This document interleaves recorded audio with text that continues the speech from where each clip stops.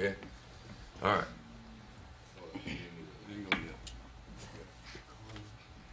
If y'all can tell, it's been a little crazy this morning. Yeah.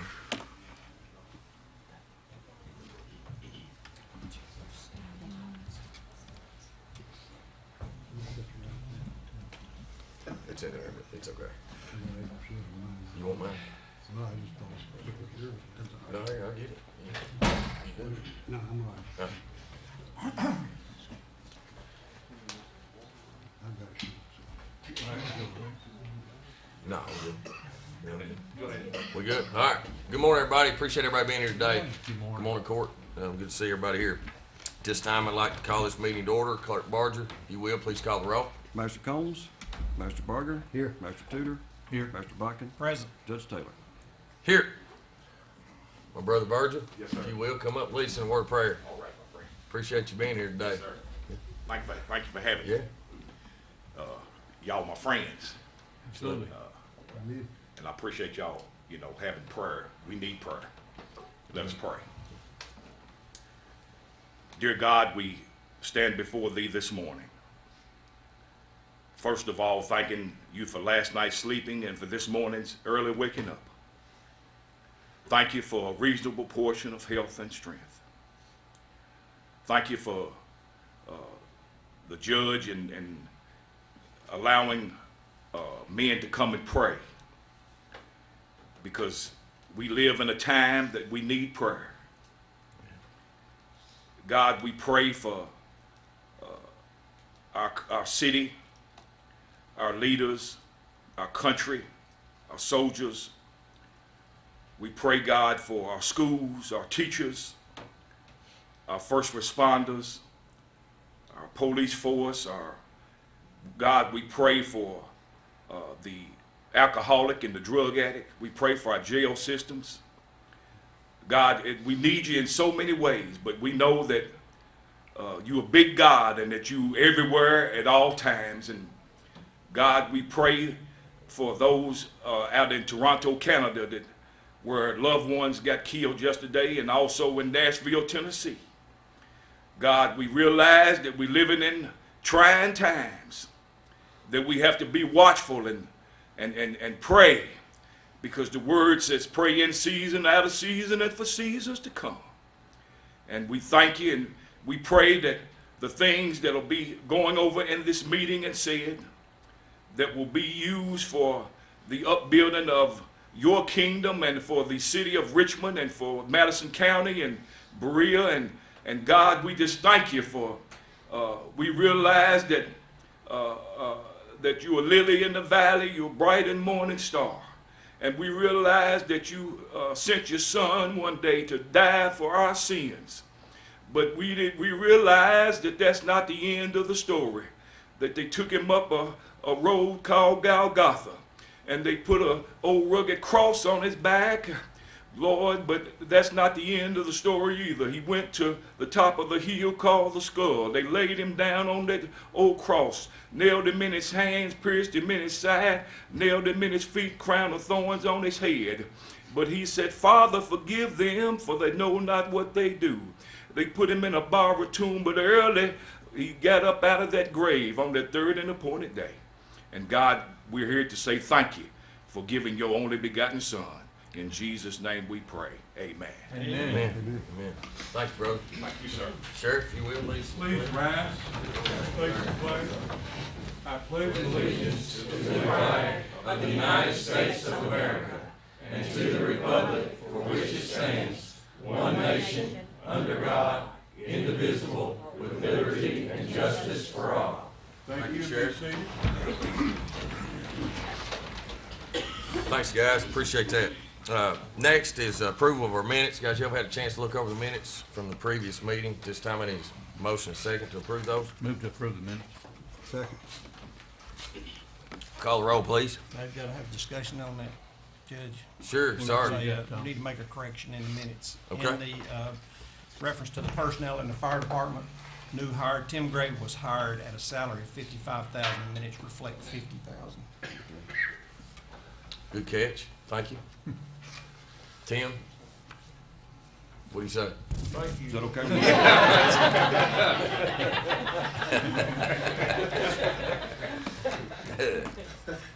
So we, That was the fastest emotion in history. so you wanna make a motion, we approve with That The change. correction. changes? I do, yes, sir. You second Second. it? I'm gonna call roll now. Please. Master Barger? Thanks, Tom. Master Tudor? Yes. Yes. Master Bachman? Yes, Judge Taylor? Yes. we can thank Rachel. Where's Rachel at? Rachel, thank you for bringing it to us. Next is treasurer's report. Good morning, Glenna. Good morning. You all should have your treasurer's report in the Dropbox, and this is a public record. If anybody would like a copy, we'll have that available for you. This goes through March 31st, 2018. As of March 31st, 2018, our total fund balance was $7,228,338.99. Approximate revenues expenditures should be around 75%. General fund revenues are at 79.3%. Our expenditures are at 52.8%. Road fund revenues are at 84.2%, and our expenditures are at 70%. Jail fund revenues are at 84.5%, and our expenditures are at 76.6%. CSEP revenues are at 12.6%, and expenditures are at 11.6%. And our 911 fund revenues are at 95.7%, and our expenditures are at 56.7%. Right now, we're working on budget. Judge and I have been, and with all the department heads, have been working on budget. We will get a draft to the magistrates by May 1st. So you all will get a draft delivered to you by May 1st. Any questions? Any questions, guys? No, good. Thanks, Glenn. Thanks, Glenn. Appreciate it. Next, we have a guest, Tim. Would like to come up and talk to us about an event that Rotary's doing. Is that correct? Yes, sir, thank you. Yeah. Well, my name is Tim Houck. I'm here representing the Richmond Rotary Club this morning. Just wanted to mention, we have a fundraising event that's coming up on May the 19th, the Great Lawn Party. That will be at Battlefield Park in Richmond. It's Saturday, May 19th from 1 to 5. There's several games for participation. Actually tournaments, croquet, badminton, cornhole, lawn bowling, and bocce ball. There's a $30 entry fee for each team, two-person team, and all of the proceeds for this event will benefit Big Brothers and Big Sisters of Bluegrass and Hope's Wings. So if you have employees of your businesses who like to come out and participate, it's going to be a fun day. We'll have refreshments and food trucks out there. It's a great family event, so I'd like to see one there. Thank you, Judge. What was the date on that again? Saturday, May 19th. What's your admission, Tim? There's no admission. Okay. 1 to 5 Wonderful. at the Battlefield Park. Yeah. Battlefield Park. Yeah. Thanks, Tim. Appreciate you coming in and letting us know. Kenny, you in for the badminton team? No. Why not? I don't wanna make you look bad. Oh, yeah. Your hair won't get in the way anymore. No. will it? That's right. No. I'm aerodynamic. That's right. Thank you for being here. Next is a proclamation, Community Action Month. We have some of our wonderful Foothills folks here.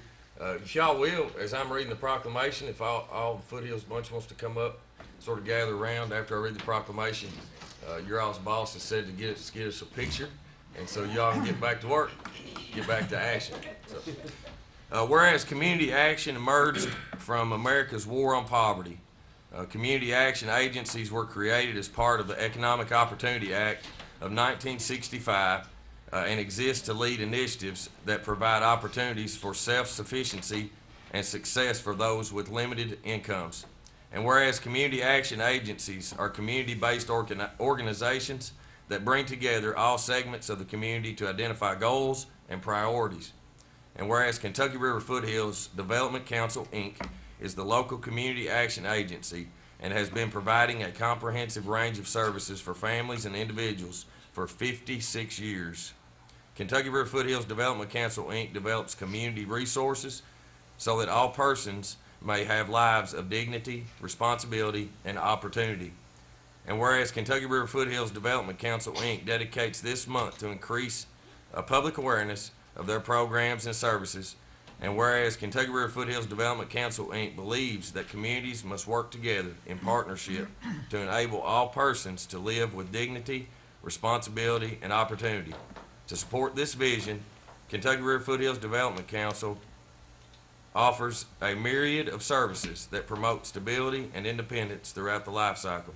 Now therefore be it resolved that I, Reagan Taylor, do hereby proclaim May 2018 as Community Action Month in Madison County, and urge all citizens to mark this observance by recognizing the important work to be done by Kentucky River Foothills Development Council, Inc. So, let's give it a round of applause.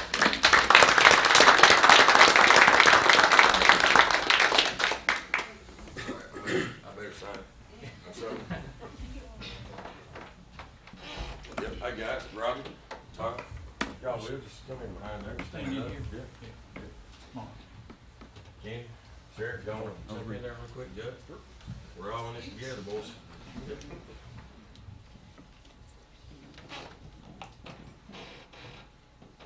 One, two, three. Thanks, Dad. Appreciate you, y'all. Thank you. Thank y'all for coming in. Appreciate Thank you. Appreciate it. Thank you, Judge. Thank you. You want this? Thank you, ladies. Thank y'all. Uh-huh. I will say, as they're leaving, Thank you. Thank you, Don. you know, one of the great honors of being judge executive is also get to serve on the Kentucky River Foothills Board, and it's very heartwarming to go to those board meetings and to work really as a region together to really have that focus of helping others. You know, we work with Powell County, Estill County, Clark County, Jackson County, Rockcastle County, and Laurel County, I believe. Is that correct? And Garrett. And Garrett County, yep. Dang it, I left one out. But anyway, but it is great. I mean, it is that the programs they have. I mean, it's unreal what you guys do and how many lives that y'all touch and how many lives you make better. So, kudos. Thank you. Thank you. Next is the Kentucky Wired Project. Miss Holly, how are you doing? I'm fabulous. Sorry, I was running through this line. The weather was a little worse than I That's okay. anticipated this morning. So we have a guy just to announce to the court real quick. Sure. So the Kentucky Wire Project obviously is a state initiative to be able to provide internet service, fiber service to. I will go through the whole background of that. Okay, so what they're wanting is access into easement, access into the courthouse and to the courthouse annex over here behind the street. For the state offices that are Yep. located. So I'll turn it over to you, Holly. Thank you. I always like to begin. My name is Holly Hopkins-Scoville. I represent the construction side of the Kentucky Wired Project, and I always like to start by asking who here has heard of Kentucky Wired? Oh, several hands. Yay. I don't always get that response. So, obviously, you all know this project was first initiated in the fall of 2015 under Governor Beshear and Congressman Rogers. Obviously, 3 months later, there was a gubernatorial change. It was re-announced in the fall of 2016 under Governor Bevin and Congressman Rogers. And during that interim, there was actually work going on. I represent the construction side. As you can see on the card, when you give engineers the task of naming a project, they give you alphabet soup. So we call ourselves the DBLLC just to make it easier, because we are the design build side of this. We're the general contractors. So what has been happening is that our group, our engineers, actually laid this out across the state. There's over 3,400 miles of fiber optic cable going across the state of Kentucky, the most in any state. And we are also going into every county in the state of Kentucky. This is the largest P3 telecom project in the United States. When this project began, Kentucky was number 48 in fiber optics being offered in the state. As of 3 weeks ago, U.S. News and World Report just came out. We are number 36 already because of what has happened in this project. By the time this project is completed, we will be number 1. There are states that do have statewide networks, but they're only for state services. What makes ours different, and this is it, half of this network will belong to the Commonwealth of Kentucky for government-to-government services.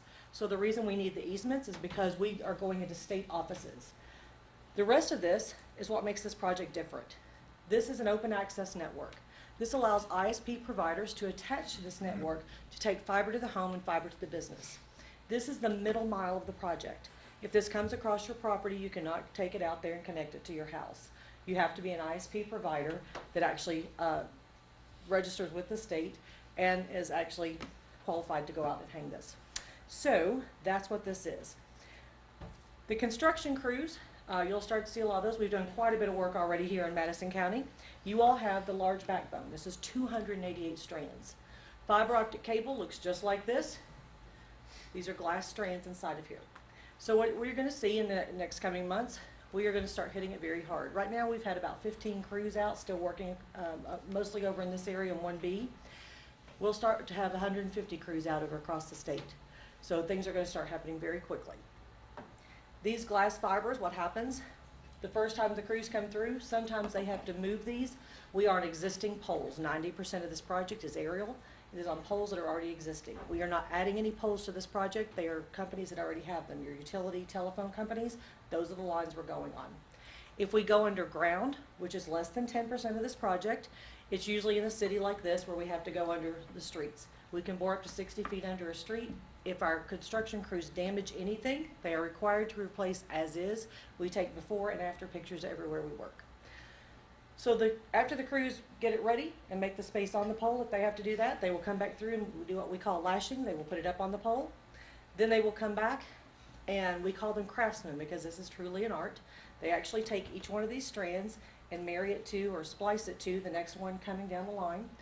And they do that all the way around in what we call a ring. You all are in ring 1B. You're going to be some of the very first people to see the completed ring fiber. Your completion date right now is July of 2020. That is the final date. That is not the date we hope to have this part of the state completed, but that is the cutoff date for getting this part done. You will also have a lateral coming off of Madison County that's going to go over to Estill and Powell County. EKN will be doing that work. They'll be working simultaneously at the same time the DVLLC is coming in to do this and coming into the buildings to do the work inside for hanging the fiber in the state offices. So a lot of things are going to be happening simultaneously. If you see a crew and you have questions, I have a website. It's KentuckyWiredProject.com. There's an 800 number on there. That's my call center, or you can fill out a form. All of that comes back directly to me. The state of Kentucky, who is the Commonwealth, is our client. They also have an authority that oversees this project. It's called KCNA. Philip Brown is the executive director. They also have a website. It's called KentuckyWire.ky.gov. Everything is public record. You can look at all of the pull attachment agreements. Everything we have is on their website. So basically, the project's coming. We're excited. We now have completion dates. Hallelujah. And everything's going to start happening very quickly. So if you have any questions, you all have my personal cell. You're all welcome to have my card with my personal cell if anybody would like it. I'll be happy to answer those. Holly, what benefits can we expect immediately from this new line going in? The reason this program was actually looked at for the state, this started as an Eastern Kentucky project to try and give Eastern Kentucky the same playing field as the rest of the state. When Congressman Rogers took this to Governor Beshear, he's the one who wanted to make this a statewide. It was done for better jobs. I used to travel with the Kentucky United across the U.S. to recruit jobs to the state of Kentucky. This is one of the first questions they asked because high-end manufacturing has to have good broadband connection. They did it for enhanced education. They did it for advanced health care. There are a multitude of things you can do. In this, you can actually download a 3.5-hour movie in 15 seconds. So personal use, at-home businesses, I mean, it's never ending. But when it comes to the fiber to the home and fiber to the business, each community will look at that individually and decide who their ISP providers will be, if it's going to be themselves or it's going to be someone else. So this is just the middle mile. We're giving you the backbone to give you the opportunity to do that. So it'll not only improve the internet connection, but it'll also improve the cell phone connections? Absolutely. And your TV cable can connect to it as well. And you know, people see towers, they say are wireless. They're not really wireless. They're actually connected to something. You can actually add your towers to this, and it will actually up the tower service as well.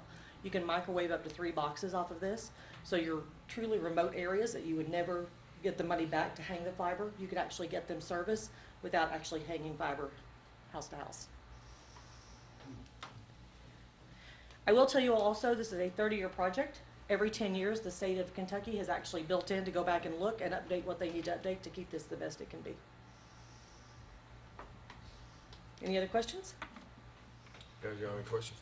All right. You're going to sign 2 easements for me? I'm not gonna sign them right now, but I Oh. will. Y'all get the approval today, and then we'll get it Okay. to you. Okay, Yep, all right, yep. just yell at me and I'll come back by. Yep. Thank you all Thank you. so much for your time, I appreciate it. Thanks for coming in. Anybody else want to So, guys, just on the contracts, the contract is actually with the Commonwealth of Kentucky Finance and Administration Cabinet easements. And it's really and truly, when you really look at it, it's really no different than, to be honest with you, than like a AT&T having an easement into the courthouse or whatever it might be. But, Only during business hours. yeah, I mean, they don't have free access to the building, no, but they are able to run that service into the IT closets, wherever that point would be, so that the rest of those state offices get access. So like Kenny's office is on the state network, Yeah. because of what he does in his office. Obviously the court system, people over in the annex, and with the move around, you know, they'll need that access, so. You all becoming an ISP provider will not preclude you from running that into your offices. Right, yeah, but it's not for free, No. yeah. So, But also, it's gonna take a while before it gets down to individual areas. Yeah. I know Oh, yeah. when we started going to conferences and we first started getting the briefings on it, it was being touted as, you know, the way to connect all Kentuckians to it. But that's really not a here today, happening tomorrow project. That depends on Depends on the ISP, community. that depends on folks that's willing to come in Sure. and invest to get those out from your, Fayette County Your is doing their own hubs to P3 do that. project. right. They are actually doing a $200 million P3 project. They are going to every home and every business in Fayette County. There are other communities that are, right now, they're running the fiber to their industrial parks only. There are other communities, the city of Richmond is looking at putting it to their city offices. The city of London is actually looking at expanding within the city, and in a couple of years, expanding out into the county. So where you look at it, it's different. Garrett County has a guy who's running fiber right now, getting ready to hook to this, so they will have everywhere in Garrett County. So it can be whatever it needs to be. In time. Oh, yeah, this is not an overnight project. Yeah. But even though this project was delayed, when we are done, we will still be number one. There's nobody out there that's even close to us. thank you, Holly, appreciate it. So guys, this time I need a motion and a second to allow me to sign these contracts. There's two different contracts. One is accessing the Madison County Courthouse Annex, and the other one is actually accessing the Madison County Courthouse. So moved. Second. I have a motion and a second. No more discussion. Call the roll, please. Master Tudor, Yes. Master Bodkin. Yes. Master Barger, Yes. Judge Taylor. Yes. Next is second reading of ordinance 1806. This is a budget amendment for E911. This was surplus from prior year of $200,000. This being budget amended in. We have advertised for this correctly. Yes. So at this time, I need a motion and a second to approve the second reading of ordinance 1806, budget amendment for E911. So moved. Second.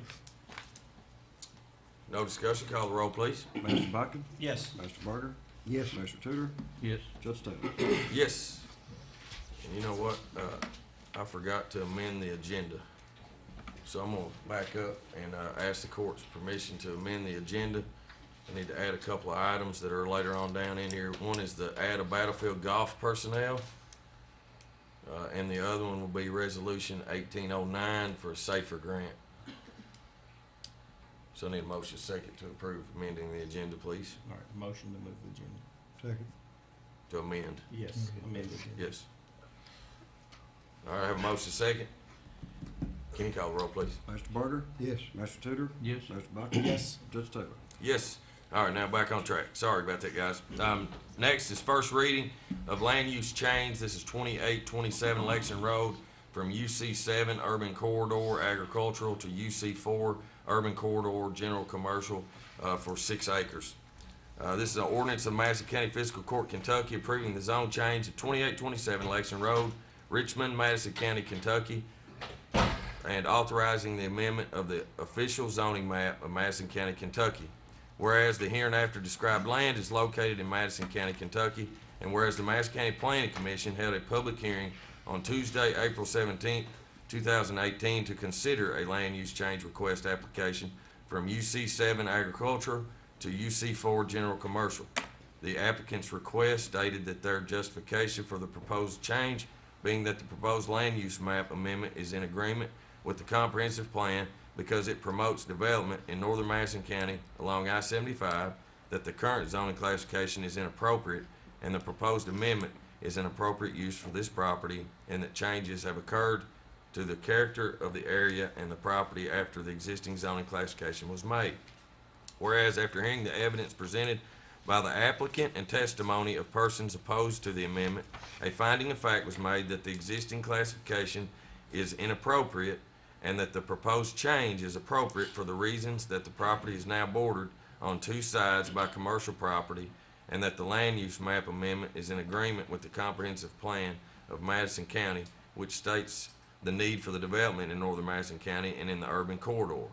Whereas the Madison County Planning Commission, upon hearing testimony, made a motion which carried by a vote of 4-2 to recommend to the Madison County Fiscal Court to approve the land use change request from UC7 Agricultural to UC4 General Commercial.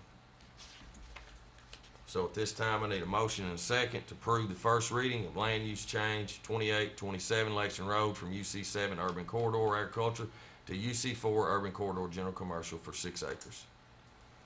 Do we get to discuss this now, or? Well, technically, we should have a motion and a second, and that opens it up for discussion. I'll make that motion. Get it on the table.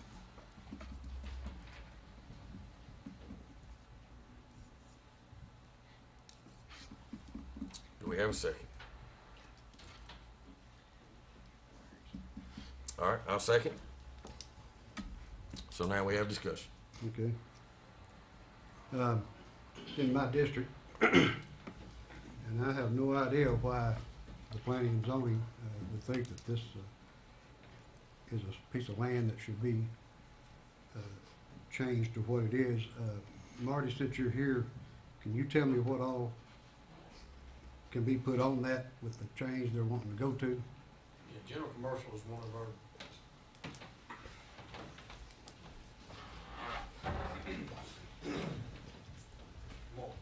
Good morning. Good morning. How you? fine. General commercial is one of our broader zones, so anything but industrial, mobile home park. It's one notch above that pink you see there is neighborhood commercial. That's more of like a mom and pop store, or a private office, Right.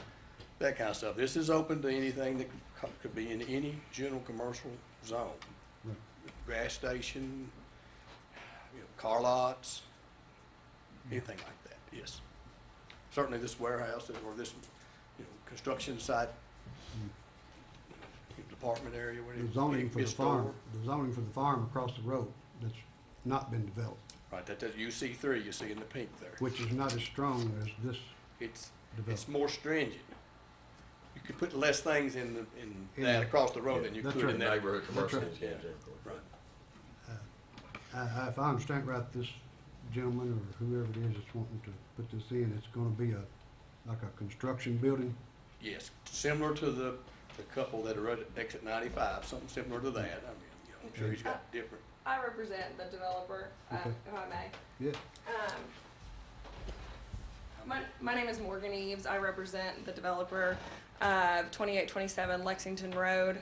These folks are Richmond natives, but they currently operate a construction business in Lexington. They're looking to move that back across the interstate, which of course is in line with our comprehensive plan promoting revenue and development along that corridor of North I-75.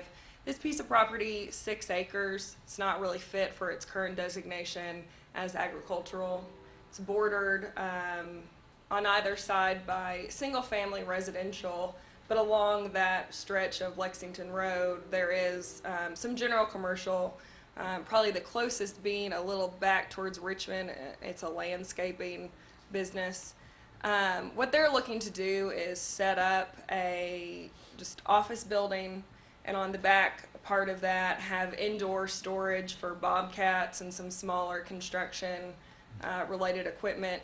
They will have a gravel space on the property to store larger equipment, but do you guys have the rendering in your?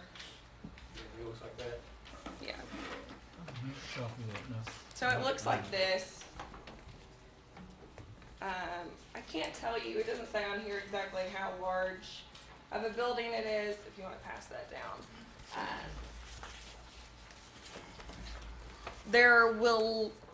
It's unlikely that there's going to be a lot of big construction equipment going in and out of there on a regular basis. It's going to be more of a storage facility.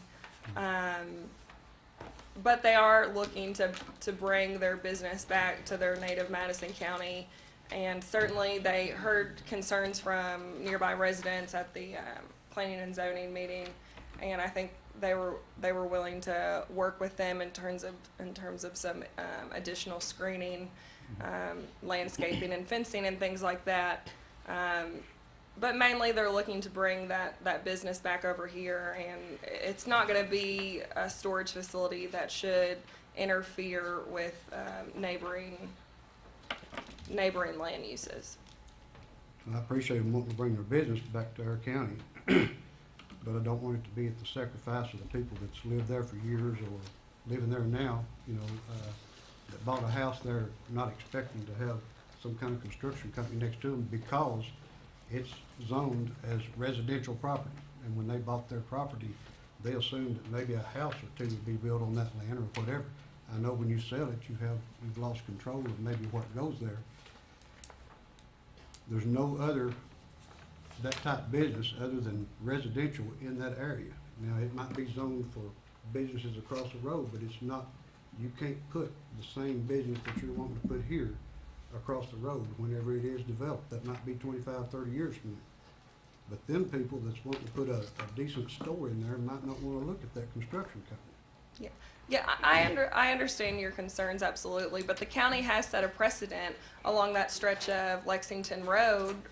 You go a couple lots down on either side, there is general commercial.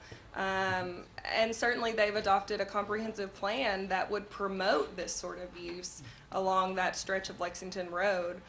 So my client is just wanting to do what's in line with the precedent that's been set and with a comprehensive plan that has been adopted by this body. Is there a reason that this couldn't be neighborhood commercial, Marty? Where do you go? Is there a reason it's going to general commercial? What Mr. Marks is wanting to do does it not fit in neighborhood commercial? I have to assume that it does, and I didn't research that before I came, but I don't know why they would ask for general commercial. Well, It's neighborhood commercial is generally only like banks and sort of smaller things. and that would Any be sort of that would kind of be what's across the road, wouldn't it? Yeah, no, that's what I'm saying. Yeah. well, Neighborhood the UC3 is currently undeveloped agricultural land. It's a working farm right now. So if they wanted to develop it in the future, they could put sort of what we commonly know as like a strip mall. Right. It's basically neighborhood commercial, which doesn't fit with the use of the proposed use of this land. Well, What makes that? I mean, if it's obviously JMBA, I mean, they're a business, right? Mm-hmm. They don't manufacture there. They don't. I think it's mainly the storage aspect of what they're wanting to do is what would make it general commercial. Right. Anytime you got, But it's just yeah, okay. anytime you've got equipment of that type, it's got to be worked on. It generally has to run for a period of time before you start using it. Most of your diesels do, whatever. These people live next door to that's gonna hear all that. The other side of this is these people can go in and stay there 2 years and then they can sell it. Or if they're not gonna use all the property, they could rent the rest of that property for whatever, because it's gonna be zoned for whatever. Yeah, I understand those concerns. My client has no intention of using it as a service yard. Now, mainly, that doesn't matter. That doesn't matter 5 years from now when he decides that he's had enough. yeah, I and he sells understand. out. We don't know what the next guy's gonna do. They have owned this lot for 10 years and have never developed until the county started approving things in that area that were general commercial. Where are they though? Where are they? If you go 2 or 3 lots down towards Richmond, there's 2 or 3 lots right in a row that are general commercial. One is an antique store, one is a landscaping business. And then if you go up more towards Lexington, there's obviously the gas station right there. And recently, in the past couple years, this body has approved James Keaton had a sort of a construction storage lot right there, right along the same stretch. And there's not a house real close to that either. There is a church, pretty much close next door to it. But there is no houses real close. What you were talking about being something else, there's a site development plan that goes along if this is passed, that they have to meet that also. So they'll design it and show us what they're gonna do, the lighting, the parking, everything goes along with the building. So to be able to rent it and do something separate off the side of it, they would have to go through that process. I just want you to know there was a process for that. Is plans for JMBA, is there plans to utilize this whole 6 acres? Or are they just utilizing a part of it? Or? The site development plan that we will submit is only for the northern part of the lot. Which there's like a little water station there, or a valve or water valve or something in there. Yeah. The main, The southern part of the lot, which is the closest to a home, is not going to be utilized. But it's all requesting the zone change for the whole 6 acres though, correct? Correct, yeah, because we're not gonna subdivide and create 2 lots, we're requesting it for the entire 6 acres. Right. So once this zone change is approved, let's just say, it looks like on here that, the JMBA is looking to maybe, this is total speculation, okay? So don't hold me to this, but let's just say 2 acres they're wanting to utilize for this. Is there a reason that they've asked for the whole 6.82 acres to be changed at this point? Well, because we don't want to spend extra money to subdivide it. You know, that's an additional cost, obviously, that we would have to bear, because you can't. Our taxes are a lot lower here than in Yeah. Fayette County, you know. Yeah, because yeah, it's just easier on the developer, honestly. And Marty's right, any alternative use in the future would have to be approved, again, according to a site plan. Well, on Barnes Mill Road, for example, some years back, we had a construction company that was in a building that he was renting from somebody else. And it got to be such a nightmare for the neighbors that joined it, from the dump truck beds making noise, or just the equipment itself. Working at night, and I see that it looks like they've got a garage behind their office there that they're definitely gonna have to do some kind of work or repairs on their equipment in. If you've got equipment sitting outside, sometimes the equipment's too big or whatever that you need to fix it there on the spot. It's not gonna all be in the garage. But you're gonna add more construction traffic on that road. I'm not against construction companies, but I think they need to be up there where the exits are that comes off 75, just like the other ones are right now. If there's no land up there to be bought, you know, I mean, I can't help it. This is very near the end of Lexington Road. I don't know if you've driven out there, but it is on the very northern end of Lexington Road. So it is close to the exit. No, it's not. It's not on the end of Lexington Road. It's actually about the middle between the 2 exits, 90 and 95. Well, I appreciate your concerns, and as I've stated, my client simply is wishing to move their business back to Richmond, and they aren't doing anything that they aren't requesting to do anything that hasn't already been set by precedent by this body, and certainly that is in accordance with the comprehensive plan. If there wasn't questions about it, we wouldn't be here talking about it. It'd be a done deal, and we wouldn't even be talking. So there is a decision to be made to whether they can have it or not. And I appreciate what you're doing for them, but I appreciate the people that lives on each side of it a lot more. And I will fight for them before I'll fight for some business that could irritate or bother their lifestyle that they bought and paid for when they moved there. You got a house on one side that's been in at least the 3rd generation, and they've got it looking as nice as it's ever looked. Those people are gonna be very disheartened when they try to sell that, or they can't sleep at night because of the noise that came along with the construction company. So I absolutely understand. I disagree. Judge, do we need to make a decision on this reading or the second reading? Well, I mean, you got to vote for the first reading, so, yeah. Yeah, absolutely. Give me just a minute, Mayor Lewis. We will have to vote on this first reading today, so, and then we've already got a motion and a second.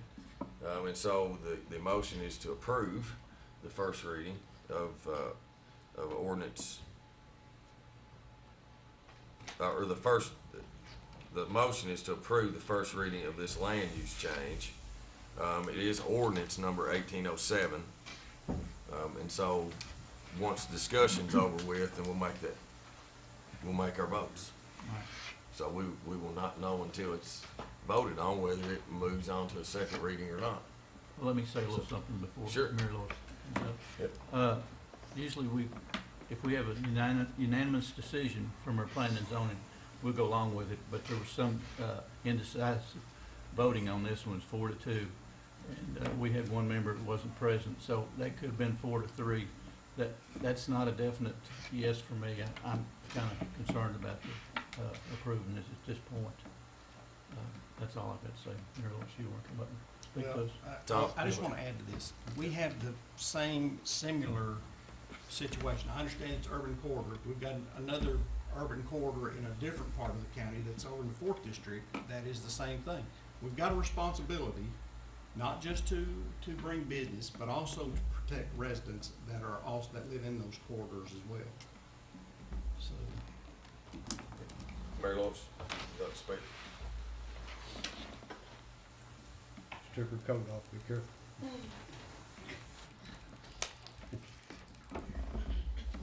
I'm Mayor Lois Kearns, and I would like to speak to this.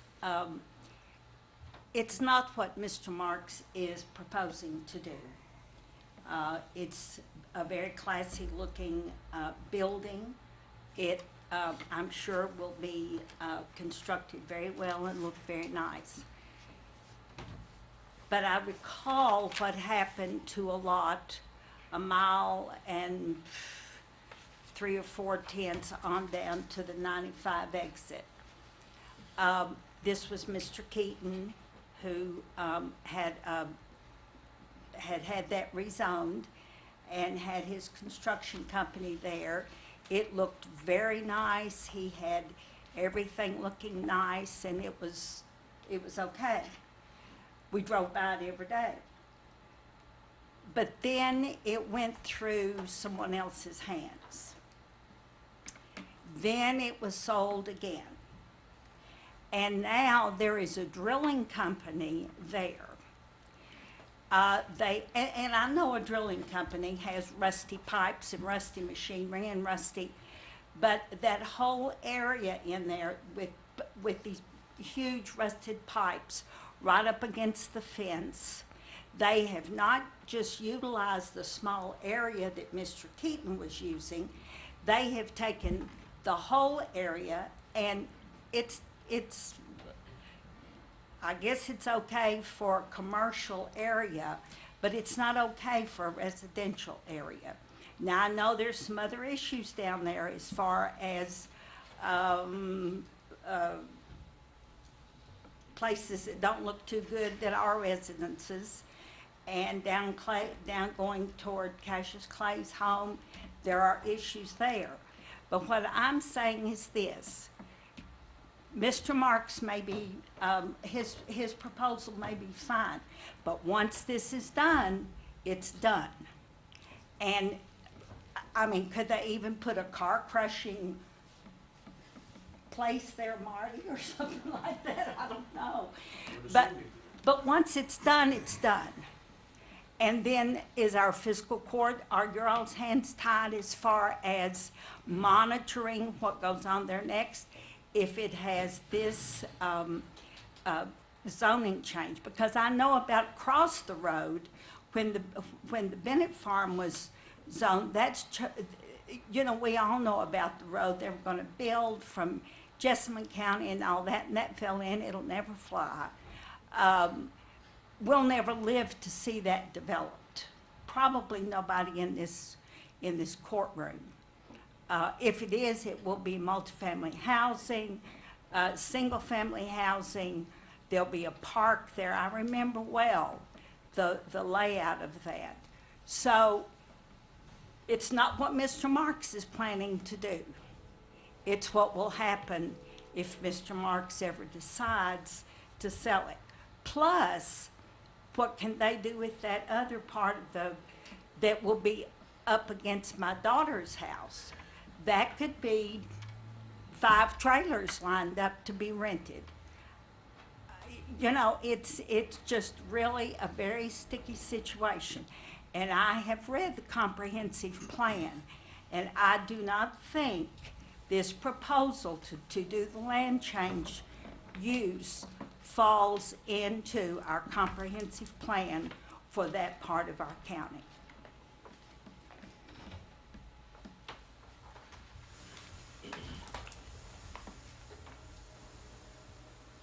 Thank you, Mary Lois.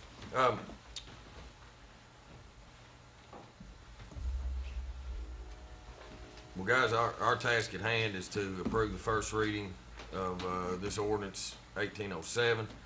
It's a land use change for 2827 Lexington Road. So at this moment, if there is no more discussion, I will have the clerk call the roll. Clerk Barger? No. Clerk Barger. Clerk Barger. That was me, sorry. Yeah. I still vote no. Master Barger votes no. Master Tudor? Not at this time, no. Mr. Bucket? No. Judge Taylor? Yes. First reading. Next, Madison County Health Department bike ped plan. I think we got our buddy Lloyd here. Hi, buddy. Hey. How are you doing? Well, I'm Lloyd Jordan from Madison County Health Department, and I have Andy Ferry with us, our public health associate. He's going to be speaking on specifically on this plan. Just want to share just briefly, many of you have met me before in different areas as far as the safety, pedestrian safety. Of course, we're always interested in physical activity and equal access to places where people can do physical activity and things like that as far as the health department. This plan that you'll have in front of you, it has a lot of benefits for our community. It is the fruition of, let me just give you a little bit of history. You know, I've been working on things like complete streets, safe routes to school, things like that in Richmond, Berea, and in the county for a number of years. And what this plan will do for us is it'll take care of an issue that came up all the time. Whenever we did anything in Berea, Richmond would say, you know, why aren't you doing some stuff up here? And then, you know, for the county, and we've had different questions about different things, and we have done in every single government area. We've done, talked about, again, different types of places where, whether it's developing trails or supporting some things through the school systems and stuff like that. The one thing that kept coming back to me on all these meetings that we have, and we've done, you know, surveys and public meetings about this as part of our community health improvement plan, and a lot of community members have had a lot of input on this over the years. But there's one thing that kept coming back is the interconnectivity. There was people in our community that wanted Berea and Richmond and the county and all the assets that we have, whether it's parks, trail systems, bike routes, things like that, to be interconnected. And so we started on this project a few years ago, and we've handed it, Andy has become our subject matter expert in this area, and he's going to share a little bit about this plan with the goal of having an interconnectivity and then some of the benefits that we're going to have as a community if we proceed with this. Thank you, Lloyd. Like you said, my name's Andy Ferry, and I'm a public health associate at the health department. And I'm just going to sort of go through and just briefly sort of summarize each of the sections, because obviously it's kind of a hefty document as far as just thumbing through. So the section 1, so the executive summary and significance, it sort of outlines, I guess it's effectively the main goal or outcome. And so assuming this plan is adopted with some, you know, edits or not, it's so that once in place, then KYTC District 7 can effectively repair and or retrofit small portions of bike and pedestrian facilities whenever they come repair state roads. So it's sort of a long-term benefit, at least from the main goal point of view. Without this plan, they cannot do that. It doesn't matter if you tell them or if it's in a comprehensive plan, you have to have a formal bike ped plan, basically. And once you have it, then they can add sidewalks, they can add crosswalks, redo crosswalks, they can widen shoulders if they're repairing, like even a pothole, they could widen shoulders and 50 feet either way. So over time, the main goal is to add basically pockets of bike ped facilities that could then be utilized or tied into existing buildings or lots or new developments. Section 2, these are the design standards from the county, the city of Richmond, and the city of Berea. There's no commentary from me or anything. It's just compiling in one place so that the state has it.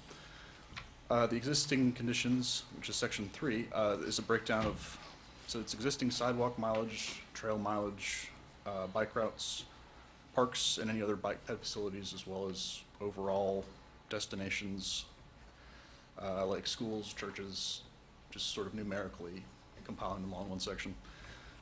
And I also touch on, we administered a walkability survey using EKU and Berea students. Basically, we sent them forth into the community and basically had them tell us what could be improved and why, or what was difficult for them when they went out and walked, or in some cases biked. Also, I sort of go briefly into the different regional connections of the area as far as bike ped wise. And let's see, section 4, so this section is primarily focusing on the areas, so it highlights the areas that are fairly well developed in terms of bike ped facilities, which is basically Richmond and Berea, and then the areas in between and what we could do to, in a perfect world, what we could do to connect them and formalize and make it a bit safer and more equitable for people to traverse the county on bike or by foot. I mean, obviously personally, I'm not going to be running from, county line to county line, but it would be really cool if I could, and it would be awesome if I could do that safely. And so we, the Madison County Bikeway and Greenway Plan was a plan that was done by an EKU class some years ago, which effectively would have a circular route that went around the county, as well as a north-south and an east-to-west route. And that was something that we thought was a wonderful idea, as well as, since it was before Boone Trace the preservation efforts with Boone Trace were started, we would love to add the Boone Trace preservation efforts to that in a perfect world, of course. Section 5 is just general recommendations that, from a health standpoint, we would like to see, health and safety mostly. So widened shoulders, more bike lanes, pedestrian-friendly grates, or handicap-accessible grates that were less treacherous or hazardous. Wider curb lanes to basically make it safer to cross the street. Sidewalks, high visibility crosswalks. We would like more of those things. It's just it's a formalized section basically, and then the formal projects that are there are pulled from the Richmond Berea Small Urban Area Study that KYTC did in 2016. Yeah, 2016.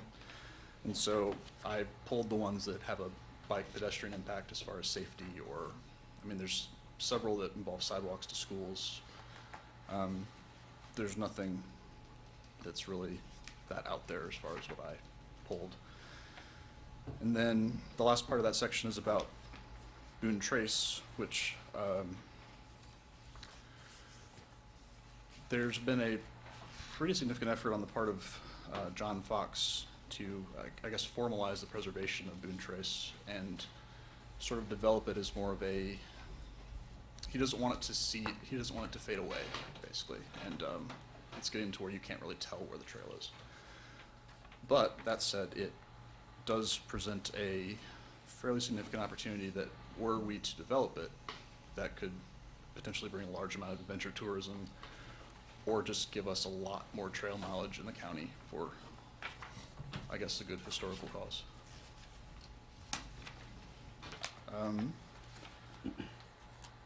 Section 6 is just the plan implementation. In short, all that we need is for a vote to be held and for the plan to be adopted and then posted on the county website. That's all that needs to happen for this to be recognized by the state. as an official plan. So there's no money or time aside from just me talking basically. But and again, the main goal is just so that District 7 can make small incremental improvements to the existing bike ped facilities or add them if we tell them exactly what we want in a given area. And this could have a very large impact over time, especially in the more rural parts of the county, that the roads were designed a little bit ago, and so they didn't really factor in wider shoulders or bike lanes, or basically didn't think people would be walking or biking there. And so the goal is that we could eventually have more of those facilities over time without any additional costs to the county. You say without any additional cost, if this is, proposal is approved, will that lessen any of the funds for the state road, that we receive for state road highway? That they will fund this project along with the existing funds that come down from the state on their highways? There wouldn't be no formal proposals for when they would do it. Just if we tell them, then, I mean, they'll ask us, they'll touch base, but it's not quite as. I can give you an example of how this was done. This is down in Berea. There was, the Kentucky Transportation Cabinet was able to, there were some places identified for pedestrian crossing having the high visibility crosswalks or the piano type key crosswalks. And one of the things that they were able to do after some discussion with them was to use already designated funds that the KYTC had in their funds for repair. And when they repaired it, they put the high visibility crosswalk in. That was down there on, well, it's right there before you get to Walmart, that crossing down there. But again, this opens the door for them to use funds they already have. It might be maintenance funds or some things like that, rather than it going through the whole planning process. Lord, I think another good example is the Lip Street project, the 25 from the new bypass, there in Berea to Lip Street. Yeah. You know, that's a perfect example of a project. The state's going to come in and upgrade that section of roadway. Well, they're putting in curbs, they're putting in sidewalks, they're making it a lot more friendly to biking or pedestrians. And if you don't have this type of plan in place, then it would not allow that when they do that expansion, if that makes sense. Right. It also gives them guidance for as far as what the community wants. Yeah. And so if this isn't in place, I mean, of course, it would depend on the engineer at the state level, but they might not be so inclined to put as much effort into making it, you know, safe and equitable as far as. Now, does this plan identify a certain area that is supposed to be that walk-friendly, bike-friendly area? Or is this saying the whole county? I mean, we're looking at the whole county. We wrote it for the whole county, so mostly just so that we cover. So I guess one of the things I'll ask you is so let's say that the county, needs to upgrade Wheeler Branch. By us being a part of a plan like this, would it require, when we have to upgrade Wheeler Branch, that we have to put in sidewalks and curbs? You wouldn't require it. No, there's It's no. still, what this is a guideline, and it is a living document, that's what I say, and it can, it's not necessarily putting requirements, but what it does allow to do is that when they put that into their planning at District 7 and how they're gonna develop that, and I'm not familiar with the road, but I assume that's a state road. No, it's a county road. Well, the county road, you'll be able to decide that. So I do have a choice. Yeah, So yes. this will not doesn't mandate us to do those This does not upgrades. mandate you do anything. What it And does I'm is- using Wheeler Branch as an example because I can't imagine Yeah. that anybody in their right mind would want to ride a bicycle on Wheeler Branch, all right? Yeah. Unless they They just, live down there. well, they might live down there, but they're not. I will say this, one of the things, if you notice, we started What do you this as a pedestrian plan, but one of the things with all the input from the community and such like that, we quickly realized that it needed to be a bicycle and pedestrian plan, and that was recommended at the state level too for their planning purposes too. So that's why bicycles are in that. I do want to share just a little bit. I don't know if you know, last Sunday there was a whole bunch of riders in southern Madison County they were doing the Redbud Ride, which is down out of London, but they did a recovery ride on Sunday, stationed at the Artisan Center, and went out through areas around. So there was a whole lot of folks that came, and some stayed in our motels in Madison County, some ate at our restaurants in Madison County, and they made it part of their thing. So cyclists, and they call it adventure tourism, but the trail town stuff, the hiking, there's an economic benefit that's coming into this. And if we make it just that much more friendly, and I'll say this, I got to go back to the safety stuff. In here, I make anything that we do with the roads, if they'll just put the high visibility crosswalks, it's just doing that instead of the 2 lanes like that when they make them. And there's another example of that where District 7 did that when they did the road right down here, Lancaster, around Eastern. That's when they did some things and upgrades on Lancaster, they put the high visibility ones. And we also, if you notice too, on the EKUs on their campus, they're putting those high visibility crosswalks. So, and I will say, we get a lot of input. I get stuff about sidewalks and trails and stuff all the time. People call me about this, that, or the next thing on it. But there's a real movement in Madison County that's been known for since about 2008, that people in Madison County want to have access to trails, bicycle routes, things like that. It just keeps coming up in all of these. And somebody mentioned the Jessamine County to Whitehall connector.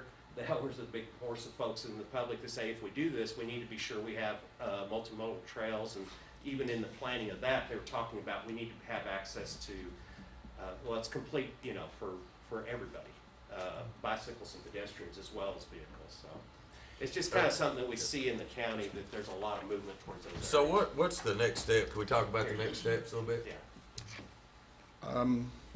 All we need is a formal resolution saying you officially adopt and support, and then it just needs to be posted on the county's public website.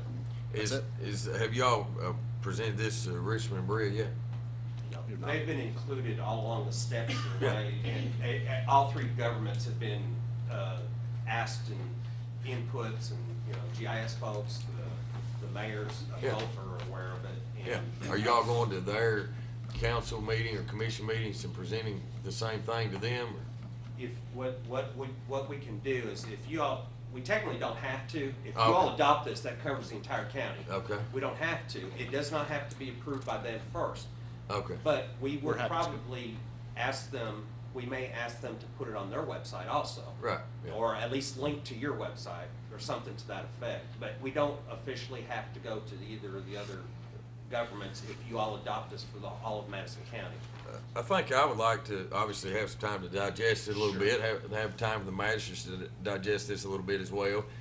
One thing I would maybe ask you all to do is maybe go talk to both mayors, the city of Richmond and Brea, and maybe just have them just give us, send us maybe just a letter in writing saying they support the concerns that they have. That they support the plan, and that can be part of our resolution if we so choose to do that.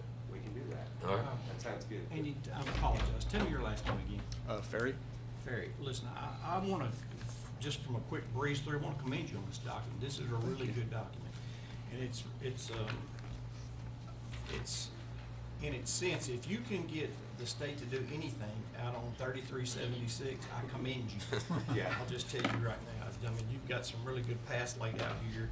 And if they're willing to go along and work on any of these roads to make improvements to them, then you've done a really good job. And this is a good document. Thank you, sir. Appreciate that. I'm very much in favor of increasing our bike and pedestrian trails throughout the city and the county. I mean, people are getting out and exercising more. It's good activity. But I don't want to diminish the funds that we're receiving from the state for our road building right now. Will not impact that at all, So, nor does it obligate. And I don't want to county be to- obligated, if we sign this, if you all say we need to put sidewalks in a certain area, that we're No, forced to sir. do that. It's not binding or Okay. will not obligate the county to do anything really. I just want to say, Mr. Jordan, what you said about the tour, I see folks out riding on Cal East all the time. And I see them out on 3376, runs down to Kingston. I see them out riding on those roads all the time. And I'm just telling you, it scares them.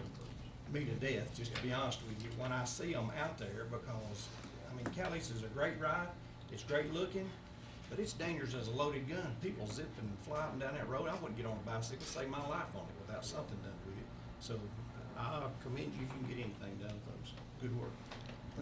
I think it'd be beneficial for the state highways to get the trails more than it would a county road. Because the state highways are going through county to county, just like Tate's Creek. They wear it out, bicycles. You've got to watch for them all the time. They cross the ferry into Jessamine County and go into Fayette County. You have better access with those type of roads.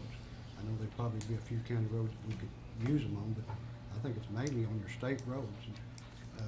Maybe a way for us to get our state roads improved a little bit by if they're wanting to add this bike trail to it.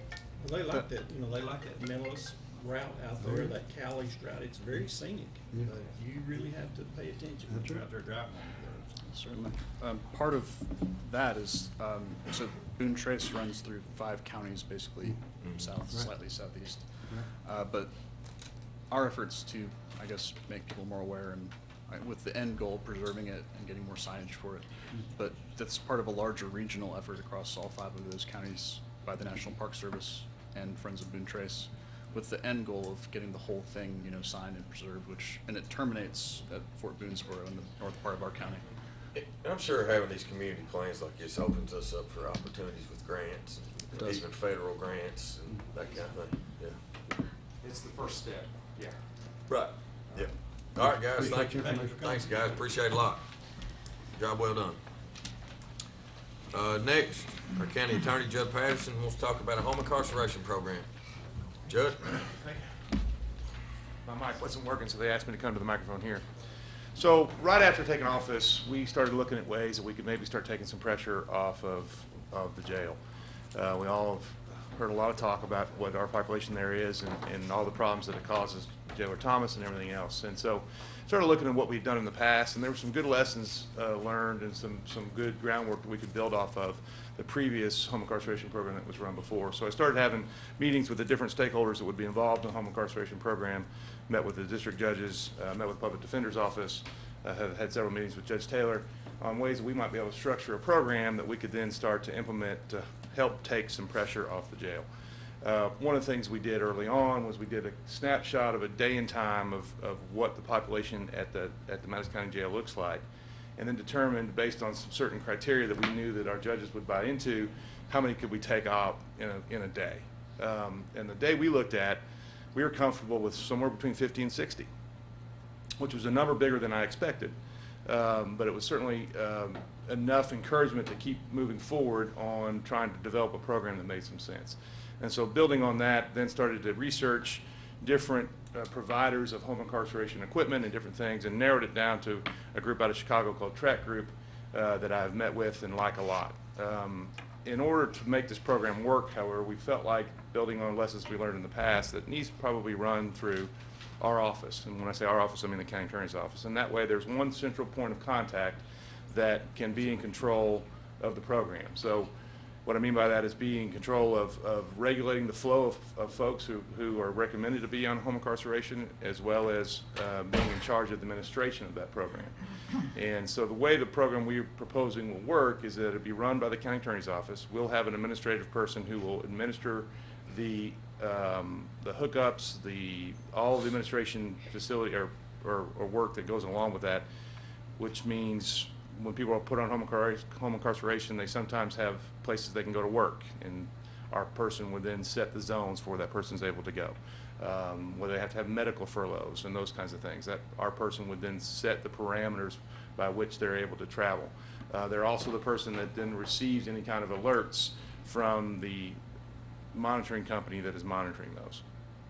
And then we worked closely met with Sheriff Coyle, and we've had several meetings talking about how we can handle the enforcement side of this. And so rather than have somebody that we employ who can go out and arrest somebody who's violated their home incarceration, we'll work with the sheriff's office and let them handle all the enforcement issues.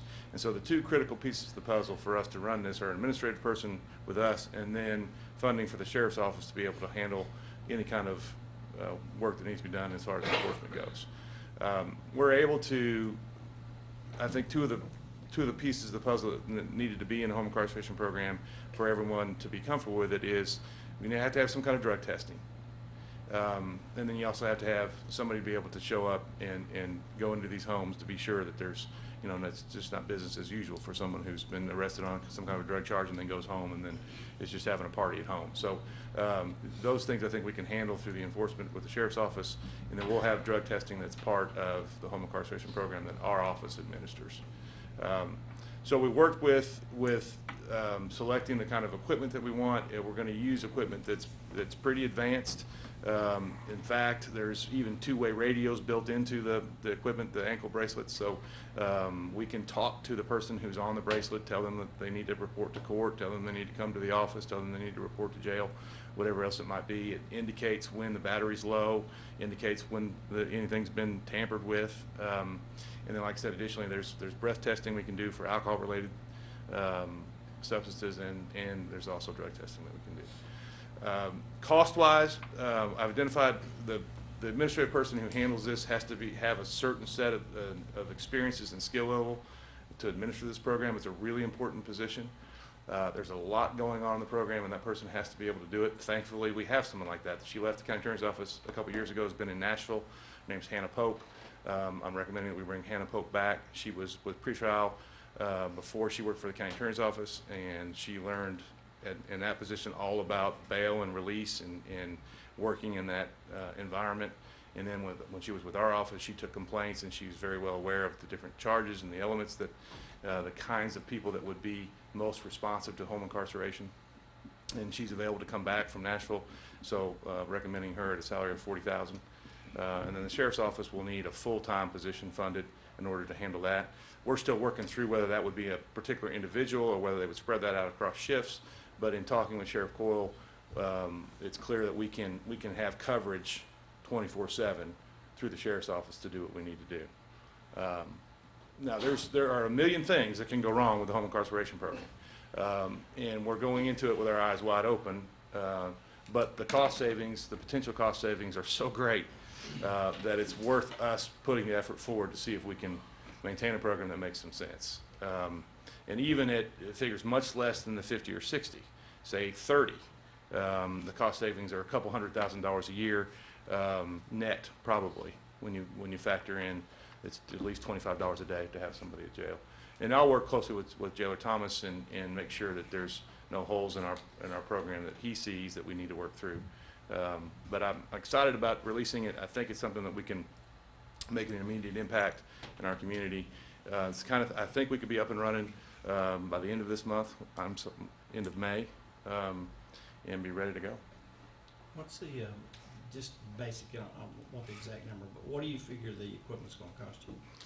So that'll be a sliding scale. So the person who's going to be put on home incarceration will have both a hookup fee they have to pay, and then they'll be responsible for $10 a day for the unit.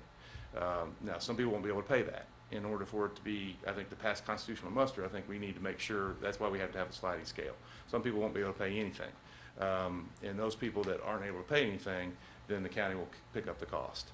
Our office will be responsible for recouping the cost from those folks that can pay. And so how much we can offset is unknown at this point. Looking at the numbers from when the home incarceration program was run before, there was quite a bit of revenue. At one point, it was almost 6 figures that they were recovering from the people that were put on the bracelet. So, and I think, again, when it's all administered under our office and under one point of control, I think we'll have better success in the recovery of some of the money on the units. So I figured basically on just the 50 people, plus or minus 50 people, at about a $37,000 savings per month, at approximately $450,000 per year. That's a pretty good savings. Yeah, that's more than just that could work. That could work out that way. Got to take you 2 salaries out of that, Sure. and whatever Right. loss, let's just call it Right. a loss that you end up taking out of that for the Right. equipment. But that's still a right.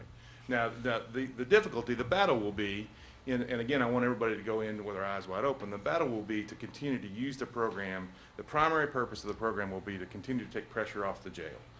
There will be temptation to use this program in all other kinds of ways, because right now we're in a position where there's lots of folks who get a fine, they get probation that's never really enforced, that home incarceration would be a step up in penalty and punishment that would be very tempted to use. So this program could morph into a point where we're not, the cost savings come from taking pressure off the jail, and if we're not careful about it, we can let it turn into something else that doesn't accomplish the goals. And so, again, that will be the primary purpose the whole time we're running the program, is to make sure, again, that we're taking pressure off of Jailer Thomas and the folks that we know that are nonviolent, that we can keep control of, that we know where they're going to be. Those are the ones that we'll be focusing on putting on home incarceration. But your recommendation would have some bearing on the cases the judges would appoint on the. Well, and certainly, so it was certainly important to start with the district judges and make sure that we all understood the playing field and what they were comfortable recommending home incarceration, because in the end, the judge imposes the sentence. We make recommendations as the prosecutor. The judge is the one that makes the determination as to what the sentence will be. And so we want to make sure there's buy-in with the district judges, and we've had good, productive, fruitful meetings with them, what their concerns were, where they've seen holes in the past. And a lot of this, again, will be about continuing communication, moving forward in a way that we're organic, and it's a living, attempt at this. So there'll be fits and starts, and there'll be holes we have to plug as we go along. And in the end, the devil's in the details. And if it doesn't work, if we don't save the county the money, there's no reason we can't shut the program down. There's no long-term cost to us. There's no infrastructure cost that we can't undo. One of the reasons I really like this track group company that we're going to be using is they're going to allow us, great flexibility in the amount of inventory that we have, and they'll let us free of charge stock a certain amount of units. If we don't use those, we just send them back at the end of the month or whatever. So we don't have to buy these units up front and do a lot of those things. And those units, Joe, cost us about $6 a day. Is that correct? Correct. Correct. Can those units be used more than one? Oh, sure. Oh, absolutely. Over and over. Yeah, over and over. Yeah. And So when I ran numbers, just looking at it just from a number standpoint, now obviously we also want to make sure that we have a focus on keeping our community safe too, and I know Judd has that mentality as well. But when we looked at what it would cost the fiscal court from a financial obligation, I was looking at about $125,000 a year is what I was looking at. And then when I ran the numbers, just like you just did, Tom, I just did 30. I'm saying worst case scenario, if we had 30 on average that we could keep out per day, I think it was like $287,000 savings. And then minus the 125, now there's going to be some cost to those bracelets in there, which, talking with the county attorney, we talked about maybe we would reimburse them on a monthly basis, depending on where the $10 a day versus the ones that can't pay anything, where it falls that month. I'm hoping that might just sort of be a wash, Using your number though, if you're able to attain that, it wouldn't just be that, it has the potential to be another 330,000, because that's what we had in the budget last year, for 30 people a month going to another county. Right, yeah, and we spent 220 on average this year. I think when Glenn and I were doing budget the other day, the amount we have spent out to other counties housing our inmates was about 220,000, which equaled out to about 19 inmates if you do the math on $31, right, Doug? $31 about what we're paying, right? That's 19 inmates per day for 365 days is what that money equals. So, you're saying 50 to 60. Well, we know there's 19. We're not going to have any other counties. Right. So, what we take out first will be the largest number we're ever able to take out, but then we'll be able to regulate it from there. What kind of distance are you thinking that you would let them, how far away do you think? That's a very case specific discussion, and each person's situation will be different. Some people won't be able to leave the house, period, depending on what their charge is. No, but I mean, how far from our county do you think they should be able to go to where we have to go check? Let me give you an example. The other program that we had, I think it was London. We had one in London. When they went to check on him, all they found was a bracelet. He was gone. So, well, the monitoring, of course, can follow somebody anywhere. And again, so depending on what the person's charge is, if they're far away from our county, Well, what I was thinking, if the sheriff's department could contact their sheriff's department where they're going to and get an okay from that sheriff's department, would you, you know, if we need to check on this guy and we can't get there, could you run and check on him so we Right. don't make an hour trip to not find him or find out that everything's okay? and that's an excellent point. I think I had contemplated most of these folks would be Madison But County or we may- thereby. We may have Yeah. to do the same thing for their sheriff's department too. Yeah, I think he's saying somebody could be Miami, Florida. Well, no, And- I understand his point. I think it's an excellent point. And one of the things that Sheriff Boyle and I talked about is this is absolutely a partnership between our two offices, and you know, we're relying on them to provide all the enforcement support, and they'll get, you know, from us the communication flow of where we're at, who's violating, who's not. And so then we'll chase those leads down from there. But that's an excellent point. I think that's something, a parameter we need to build into the program is to not get too far afield on the folks we're having to chase. And there will be, look, so doing the research on home incarceration programs, that, you know, it's not going to help us with our recidivism rate. And there's going to be lots of folks who early on violate their home incarceration because they just don't get it yet. And so we're going to take a lot of folks early on who we put on home incarceration and we go right back to the jail until it gets communicated pretty clearly that we're serious about it, that if you violate, we're going to find you and we're going to take you back to jail. And they'll figure out pretty quick. It's better at home than it is at jail, right, Doug? I mean, they'll figure it out. What they have to understand, though, for sure, is that we're watching and we're going to get you when you violate. And Sheriff Cole and I are determined to make sure that happens. That was one of my questions, Judge. What the consequences was if they abuse the system? Will they have additional penalty tacked onto them? Yeah, so it's certainly a violation of their bond condition, and it could be an additional charge, but what'll happen immediately is they'll go back to jail and serve out the rest of their time in jail. What do you predict the percentage of, you know, abuse will be on something like that? Can you- I don't know that I can do that, Magistrate Tudor. I think that there is research out there about recidivism rate and what it does for recidivism rate as to the level of abuse, the level of violation. What I've been able to determine is that it's higher early on, but with a vigilant program, that number drops precipitously.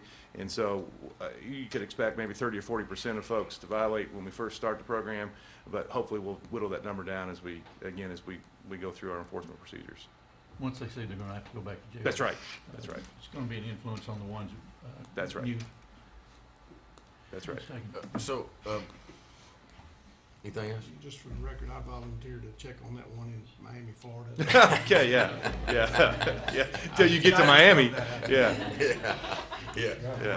Hey, I'll second it if I can go with you. Yeah. No pay for either one of you, though. Yeah. You're on your own.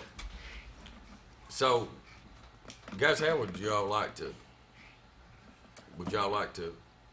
sort of think about this till May the 8th, and we can come back and I you feel know, good about it. put the numbers together, and maybe you know, Judge maybe has a formal proposal. Be fine. Maybe take some guidance from the county attorney whether or not we need to pass this kind of in a resolution that we So, support yeah, it. so how it'll work, basically, the contract will be signed, I'll sign the contract as the county attorney with the equipment company. What I'll be asking the fiscal court for is for the financial backing for the units. My office can pay that and then seek reimbursement from the fiscal court. So I'd be asking for authority, or at least approval from the court to accept that responsibility to pay for any units. And then, of course, to reimburse us for the cost of the staff person, and then to fund the sheriff for his position. Yeah. So, why don't we work between now and May the 8th?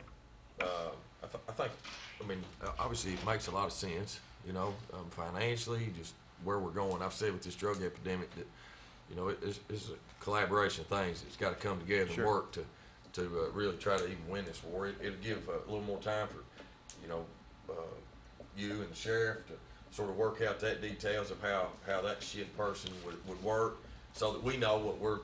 Yeah, and I haven't spent as much time as I need to with Jailer Thomas too, so that gives me some time to speak with him, make sure that I've heard his concerns and any holes that he might see in the program, because I'm sure he's got a wealth of knowledge about what these programs, why they've worked and why they've failed in the past. Okay. So I want to spend some time with him too. So that would work out great. Sound good? And we wouldn't be ready till the end of May anyway, so if we can do a May 8th meeting, that'd be great.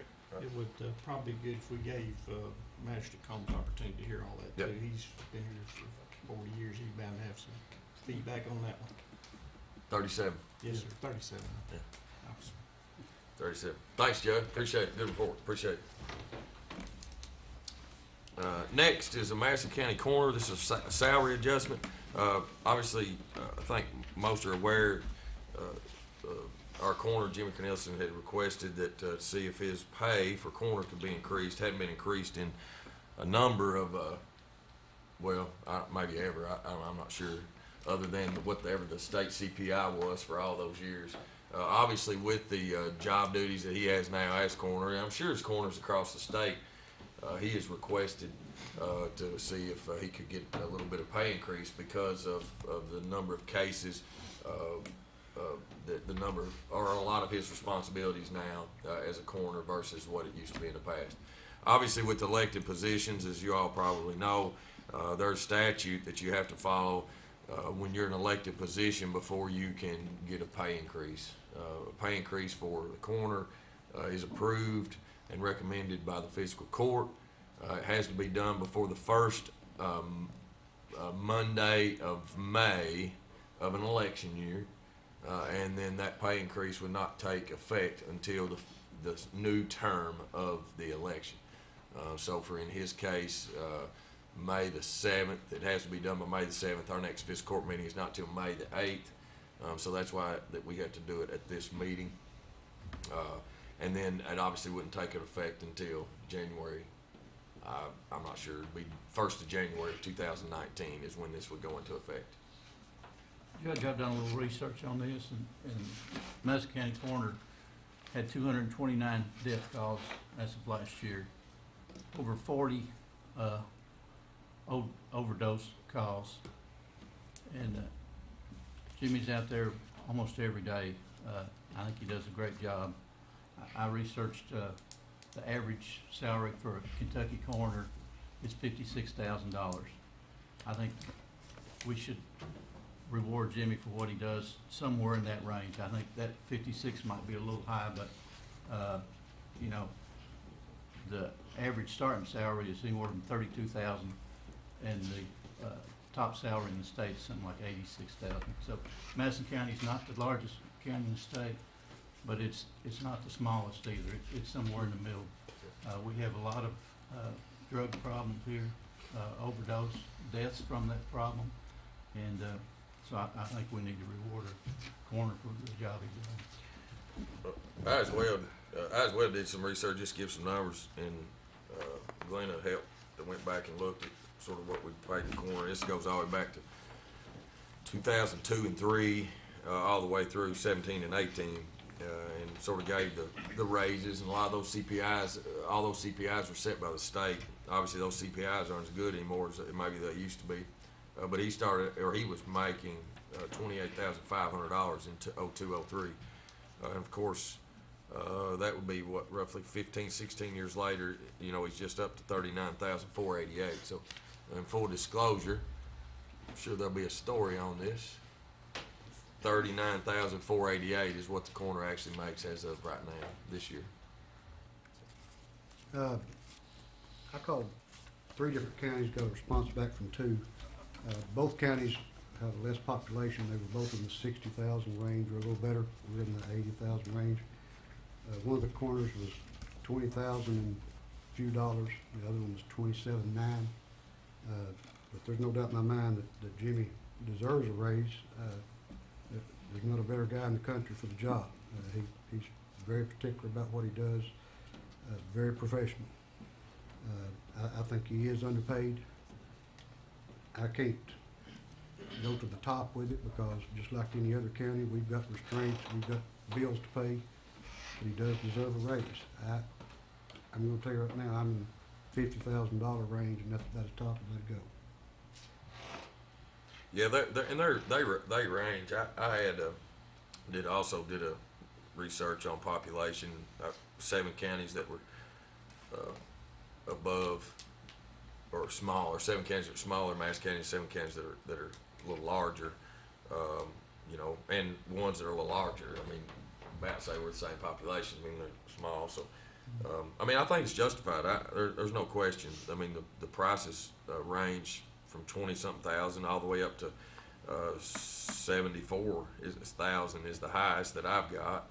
in my research. So, And their population in those are 120, yeah, 30,000. the 74,468 is Davis County. Davis.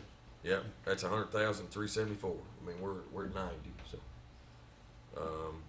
but you got Hardin County there. It's 53,351 or 108. So, you know, I'm right there around the same as you guys. I think we all feel pretty much the same. Tom, do you have anything to add? No, but I'd like to make a motion that we raise his salary to 50,000. All right, I have a motion that we raise the coroner salary to 50,000. That's the Madison County coroner salary to 50,000 starting January of 2019. I second. We have a second. Do we have any more discussion? If not, call the roll, please. Master Tudor? Yes. Master Botkin? Yes. Master Barger? Yes. Judge Taylor? Yes. Ms. Rachel. How are you? I'm good. How are you? Guys, Rachel's here to talk to us about employee open enrollment and our health insurance, and I think she has a PowerPoint. Does anybody really real quick? Does anybody need to take a recess just real quick? Or are we good? You're in for a recess? Yes, sir. All right, let's take just a quick.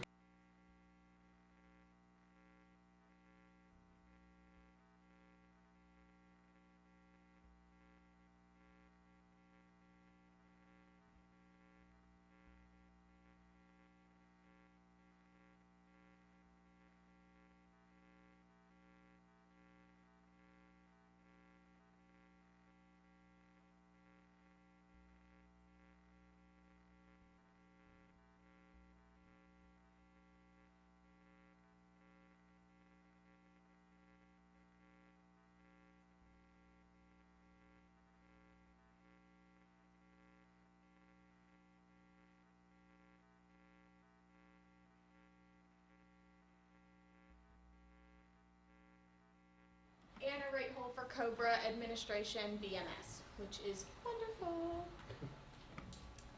Alrighty, so for our medical admin and stop loss, so in the chart that you see, the biggest changes that you're going to see is that the contract type for stop loss for specific and aggregate has changed from a 12-12 to a 24-12. So what that means is that it covers our extra months, so July and August. So the reason why we had a 12-12 for this past fiscal year for 17-18 was because Baptist Health was collecting still the claims that were rolling in late for July and August. So this would be our protection for any claims that were to roll in late in this year for July and August. Our annual expected cost difference from 17-18 to 18-19 is approximately $158,951.04. This is an 11% increase for the expected claims. So what is going to be our current trend? We are currently running at a 78.05% attachment point.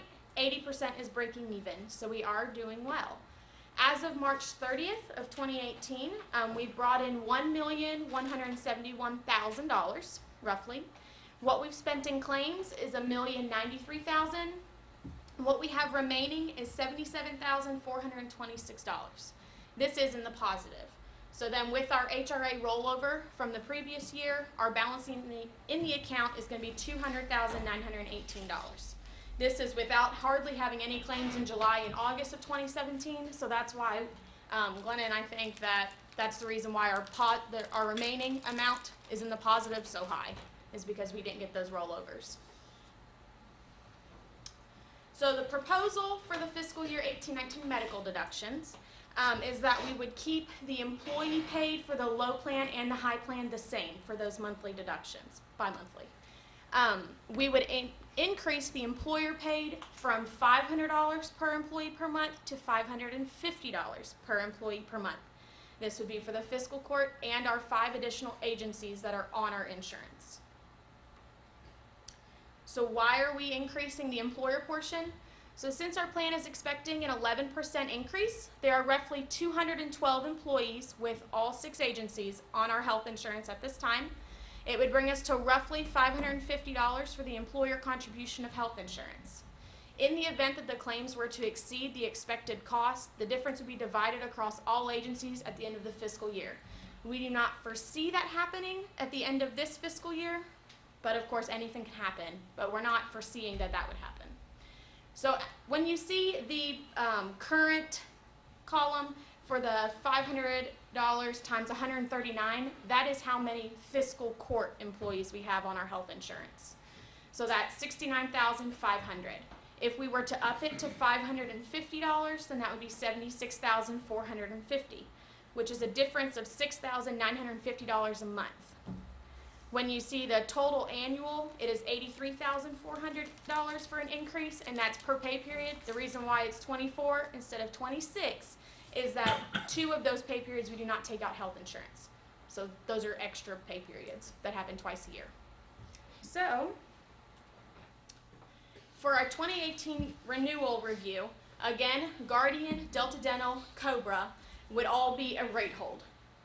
The medical would be a rate hold for the employee, and it would be a $50 increase for the employer, is what we are proposing.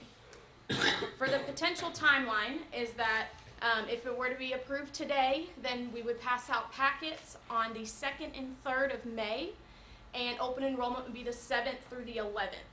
So within the past couple years, our open enrollment process has changed dramatically, and it's improved so much. We went from inputting information from open enrollment to 7 different carriers to now it is all automatic. So that saves about an hour per employee across the board just on inputting. We have also, moving to Benesolve has saved hundreds of man hours annually and cut reconciling monthly bills from 3 days to 4 hours. So since there was so much success and positive energy with the trial open enrollment last year, we would be moving to online enrollment this year, mainly. Last year was the pilot program where we had the clerk's office and a little bit of other departments within the fiscal court who all enrolled online, and there were very few hiccups. So this year, the employees would have 3 different options that they could do. They could enroll from home with their spouse and with their family, who they always want to communicate with anyways when it comes to health insurance, their desk, or they can still come by my office and register during open enrollment week at any time. Do you all have any questions? I don't have a question, but I have a comment. Okay. Well, I do have a question. The 11% increase, Correct. that, where did that number come from? So that was from Assured Partners with their team, where they end up coming up with our expected cost. So just how they did last year, that is how we are running our claims right now, and they calculate that for the future. But And that's where also, they're coming up. it also is, where they had the 12-12, the only reason we had 12-12 is because it was our first year. Once you get into your second year, you have to do 12-24, or 24-12, whatever it is, because they have to go back and cover those claims, so your insurance automatically goes up. We knew that coming in last year, that you kind of get a break on that first year, because you don't have to go back as far on claims. When you do have to go back, you have to pay more for their insurance. So the majority of that increase is just because we're in our second year and we have to pick up that higher coverage. All right, so it doesn't, to me, look all that far out of range one way or another. However, I don't care what it is, I don't care what the commodity is, insurance is just another commodity. When we go through this next year, and I said this last year, I want it compared to somebody. I don't know why that we can't have another company, pitch another company, so that we've got 2 companies bidding for us. I don't care if it's a good policy, if it's not a good, I don't care if it's good for the county, it's not a good. I'd still like to have Well, and that's some what we've always competition. done in the past, but because we're self-insured now, it's a whole lot different, because we're not bidding out our insurance. We're self-insured, so we take care of our own insurance. You're not bidding that out. The only thing you're bidding out is your stop loss insurance. And so when they come to us, they give us the rates on who's got the best stop loss insurance. And you're not bidding out benefits compared to benefits, because you're self-insured. You decide your benefits. You say if I want to cover this or I don't want to cover this. We create that. Whereas before in the past, you're bidding a plan against a plan. Now you're not. The only thing you're getting now is your administration fees and your stop loss insurance. So We did compare those, they did bring us when Well, they we sat did in down with us. 15, we bid these in 15. Yes, we did bid it out in 15. We bid out we bid out all insurances in 15. When But we you're first only came into getting office. an administrator, you're When not. we didn't, hold on, I don't wanna beat this one to death, but that's not exactly how it came to us. When it came to us in the first year, we were force-fed insurance. We didn't have any choice. We got in court one day and said, well, you're gonna have to bid on this and accept it. We didn't get a chance to say, hey, this is the best policy, this is the best policy, you got what you got. This Well, past you year- might not have, and I'm not going, I'm just saying. I'm not going to get into an argument here in fiscal court. We bid it out, and it was the process that we've used on everything else in here when it comes to bidding it out. You might not have been sitting on that panel, all right? But every decision that's made in the fiscal court, a magistrate's not going to sit on that panel, all right? We had team members that we rely on, their expertise, to help us make that decision. Now, if what you're asking is, and you want us to, in next year, to have special sessions for different health providers to come in and pitch and have a work session, then that's perfectly fine. But you all know that we can only two of us be in the same room together outside of fiscal court. So if we want to have a work session, I'll be more than glad to set that up for next year. But it's totally. But it was a Whether bid. we're- But it we're was a in the work bid. session or not.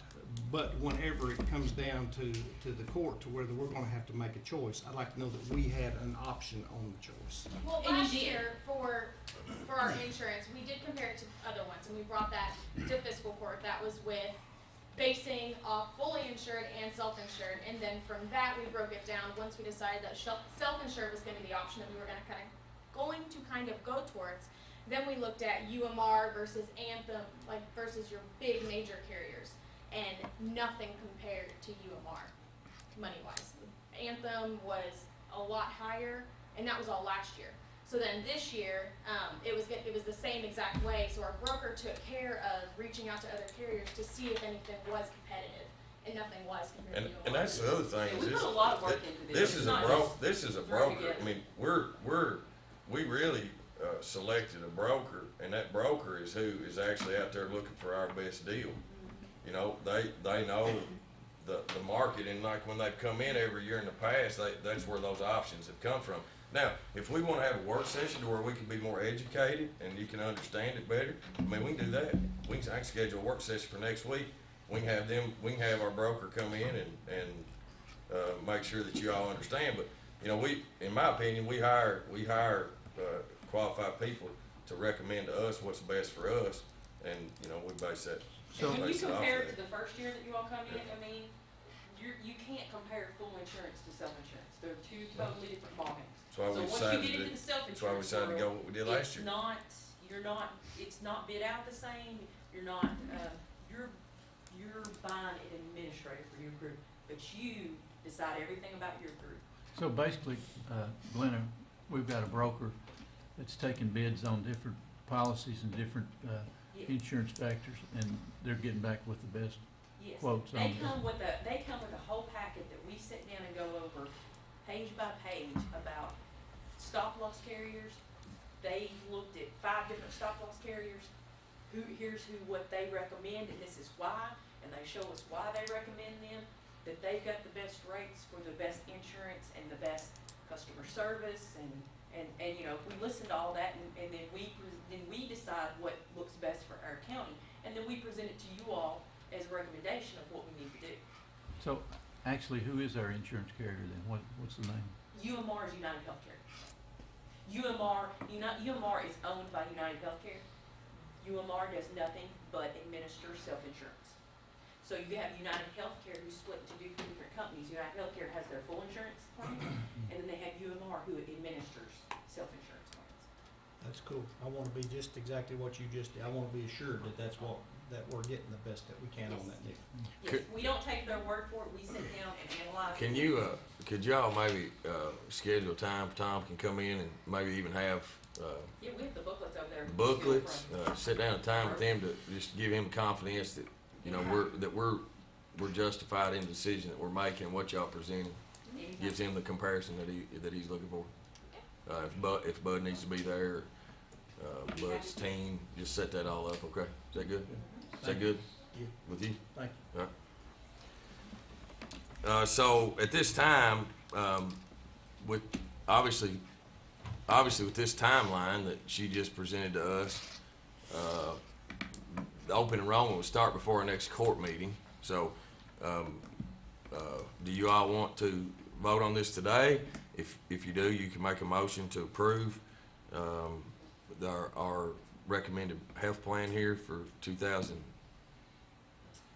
18, 19. I don't want to push the others into anything, but I think we should go ahead and move on. Can I? But if not, I mean, we can call a special meeting. We can call a special meeting end of the week or first of next week, or to make sure that it gives y'all time to investigate. Judge, I don't have insurance through the county, but there's a couple of county employees back there. Can I ask them how their treatment or their insurance went for the last year? Were they satisfied, not satisfied? As of the Tim, years Willie, prior. what's your all's I opinion? have not used mine, sir. Not used what I had either. Doug, do you use the county insurance? 2 years ago, the amount of complaints that I received was outrageous. This past year, it has been all good graces towards our insurance. I haven't had any problems with claims or whatever that I've had at all. I'm taking death. Have you? I haven't had anything, when I had my cancer, I was good with that, but this year I don't think I've used it either. And see, that's the other thing that's good about this plan is that, especially the HSA part of it, if these individuals, are not using it, I'm the same way. I don't use it. When I got that HSA, so it's actually, I'm making money having the HSA as an employee of the county. I'm making money with this health insurance. I think it's a win-win for the employee and the employer. It is. Well, the thing that I thought about, and if going to what you just said, I hoped that there would be a less number of an increase based on claims, because the whole gamble of the whole thing was that our claims would be it's not a based whole on steady claims. or a decline on Well, what the we were, medical on what costs we are were going having to up. pay. Yeah. And you're not going to necessarily see it in the first year either. No. The safety, the safety programs that we're also putting together with this. The partnerships that we have with KACO, every one of our department heads have met with KACO this year to go through and look at our facilities. We got the Safety Coalition. All those things are examples of where it's going to help us in our health insurance down the road, because it's making people more aware, it's being proactive and not reactive. And I think that you're really going to see this as years to come, and you're going to see the benefits from it. I look at it as last year, we had savings. Like, if you would have started out how you're gonna run from this point on, having that extra insurance, we get a break, kinda like Kenny got a break on his buying his, election equipment the first year. You get a break on your first year. And I think that's the reason for the increase, because running at 78% on your claims is wonderful. You're doing great. We haven't done that in the past. No, not in a long time. Yeah. Well, I mean, not since I've been our here. bank account. It was Yeah. going into another agency's bank. Yeah, yeah, Now it's at least our positive money right That's now. where the self-insurance really yeah, works out. that's right. Good. I just want to have something that's beneficial for the employees of the county. If they're not satisfied with it, we need to look somewhere else. But if they're basically satisfied with it, I'm okay. And you're not hearing that from the employees, are you? No. I make a motion that we accept this proposal. Second. All right, I have a motion and a second. Do I have any more discussion? If not, call the roll, please. Master Buckin, Yes. Master Berger, Yes. Master Tudor, Yes. Just Taylor. Yes. Thank you. Next is Twin Lake subdivision. Guys, this is an amendment to an agreement and a really kind of a guarantee, and Judd might speak a little bit on it here in a second. We've worked with the county attorney's office, People's Bank. This is on Twin Lake subdivision. This development was developed, I don't know, back in the early 2000s, I'm gonna say, mid to early 2000s. The developer had some financial struggles. This actually ended up back in the hands of the bank. At that time, there was an agreement made because at the time that developer actually had a letter of credit for that development. once it turned into the bank's hands, there was actually a continuing guarantee agreement between the bank and the Madison County Fiscal Court. And due to the time that has taken place from the time they took control of it and ownership of it till now, they need to make an amendment to this guarantee and agreement for the development. Obviously, they've tried over the years to, build houses or have sell lots, so on and so forth, and really due to some, I think, some federal financial laws, Judd, that they have to basically get rid of Yes, the so- ties they have with this land. Right, so the bank is limited in how much real estate they can own for non-banking purposes. And when you reach a certain point, you have to divest yourself of that property, and so the bank has found themselves in that position, and they have a limited time. Pause there a minute, just Judd, real quick, I'm sorry, your mic's not working. I think it'd be good for whoever's watching and just to be transparent. Sure. So a bank is limited in how much real estate they can own for what's called non-banking purposes. And there's a certain amount of time in which you have to divest yourself of that property. The bank is in that situation with this property, and they have until, I believe it's June, maybe it's July, in order to divest themselves of this property. So what we wanted to do is work with them to make sure that we had nailed down all the things that we could, so that we had an agreement in place that could withstand that. And we, the devil is the devil that you know is better than the one that you don't. And so we wanted to make sure that we were able to control all the variables and work closely with Mark Shepard, who represents People's Bank in this situation, and got an agreement I feel like is protects the county from all conceivable variables out there, and gives us the best chance to make sure we can get that thing completed, get the blacktop on, make sure the residents out there are protected, and also be a good neighbor to People's Bank. Yeah, obviously, back when this development was approved by Planning Commission, our regulations allowed that 75% of the homes to be completed before the county would actually take it in. There were some problems where the reg changed later in a new development that the developer in the very beginning had to put the final coat of blacktop. So before, there would be no final coat of blacktop go down on the subdivisions. And then once 75% of the homes were built, then the developer would come in and he'd put that final coat of blacktop on it. And at that point, he could turn it over to the county. He would work with, or obviously in this situation, Willie and the road department to make sure that everything, the infrastructure is in good standing and the county can accept it. Well, they had some issues with other developments, and I think Welchwood was one of the subdivisions, to be honest with you, that had some issues with the letter of credit wasn't up at the equal amount that it cost to put the final coat down, and so the county ended up taking on a pretty big cost to resurfacing that roadway. And so they changed that reg, if I remember correctly, Willie. They changed that reg to where they basically make the developer put the final coat of blacktop down at the very beginning, but his letter of credit is reduced to 50% of the final cost, or the final coat of blacktop. All right. So right now they've got a letter of credit that for $180,000.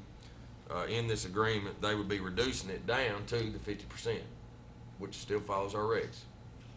Not exactly. No, 50% of the final coat of blacktop. I think their estimated final coat of blacktop would be approximately $84,000, which they would obviously go ahead and do, and then it would take the letter of credit down to like roughly, let's just say $42,000, which is 50% of it. So what's the responsibility of the county gonna be here? Well, we still really have, we're still not on the hook for anything. We still have their $42,000 to finish anything or fix anything that maybe gets damaged before the county actually accepts it. This is just allowing us to go into an agreement with them and changing the amount that's there, which we've done with others, developers as well, and it meets our regs. Yeah, it certainly does. It gives the county all the protection that your letter of credit did before. It's actually substituting this guarantee agreement for the letter of credit that existed before, which is something that the bank needs as well to meet their federal regulations. But so we worked closely in developing the guarantee to make sure it had all the language we needed to protect the county in the same way that the letter of credit did before. And so we've even got language in there so to require subsequent purchaser to have, certain level of bond and other requirements to make sure that the property out there is developed exactly the way it would have been had this not cratered earlier. So basically, they're gonna reduce the bond on this road, but would still be enough to finish this subdivision up before we take its maintenance over. Exactly. It's working exactly the way it would work in almost every other Yeah, situation. it would. Yeah, there's a section of this is like a phase 2. That's the only really big thing that was in question, and depending on how that track 2B works, it also talks the language in here protects us from if we needed a cul-de-sac and we needed easements to put a cul-de-sac in, then it allows us to have that option too. It protects us there. Yeah, this was a product of 4 or 5 different meetings, I think. And yeah, it was. I mean, we had yeah. Willie involved, Bert and Marty out of the Planning and Zoning Office, Judd. I mean, we really worked with People's Bank and obviously Mark Shepard on this to get this where it is. And so at this time, I would just ask for you all to allow me to go and sign this agreement with People's Bank of Madison County on the Twin Lakes subdivision. I'll make that motion. Second. Is there any discussion? Any more discussion, I guess? At this time? If not, call the roll, please. Master Burger? Yes. Mr. Tudor? Yes. Master Bucking? Yes. Just Taylor? Yes. Next, a mutual fire aid agreement. This is between Madison County Fire Department and Bluegrass Army Depot. And it's something we do every year. Myself signs it, Chief Gray will sign it, Colonel Fox signs it, and then the Fire Chief, Sean Brewer, actually signs it, and Sean Brewer's actually already signed it. But I'm just asking the court's permission to allow me to sign the Department of Army Mutual Aid Agreement, Madison County Fire Department. So moved. Second. Any discussion? If not, call the roll, please. Master Burger? Yes. Master Tudor? Yes. Mr. Bucking? Yes. Just Taylor? Yes.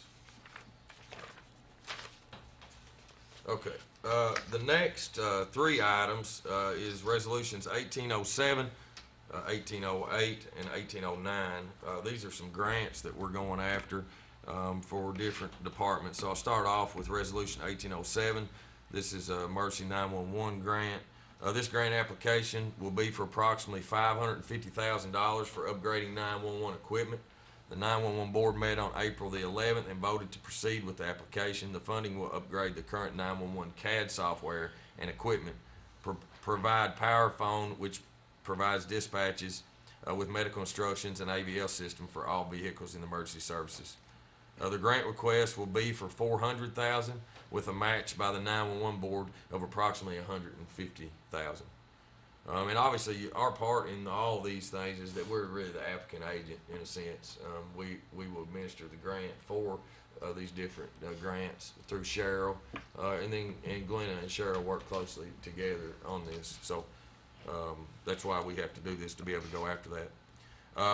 The 911 CAD system is needed upgrade, and this grant will reduce the cash investment that was going to be necessary to be paid by all 3 governments. So just remember that 911 is a interlocal agreement in a sense with the city of Berea and city of Richmond. And so, these things are needed no matter what. So the opportunity we can get $400,000 grant with a $150,000 match, it's pretty smart business in my opinion. Approximate CAD cost is $250,000. The power phone is $100,000. The AVL system is $150,000, and any additional IT costs approximately $50,000.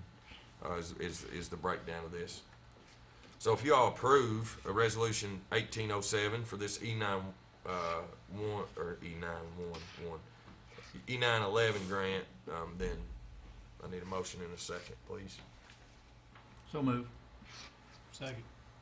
Judge, I think anytime we can obtain grant funds to upgrade our equipment with little or no cost at fiscal court, I think it's a good move for It is a good move. Also, where you got 3 entities, it makes a difference about when you request it. 'Cause it looks like it's covering more area. Yep, it's good. All right, so I have a motion and a second. Call the roll, please. Master Tudor? Yes. Master Bucking? Yes. Master Burger? Yes. Just Taylor? Yes. Next is Resolution 1808. This is Kentucky Office of Homeland Security. This resolution will be used to apply for 3 separate grants under one resolution. No matching funds are required. Madison County Fire Department, this is the PPE, personal protective equipment. approximately $20,000. Madison County Sheriff cameras, approximately $20,000.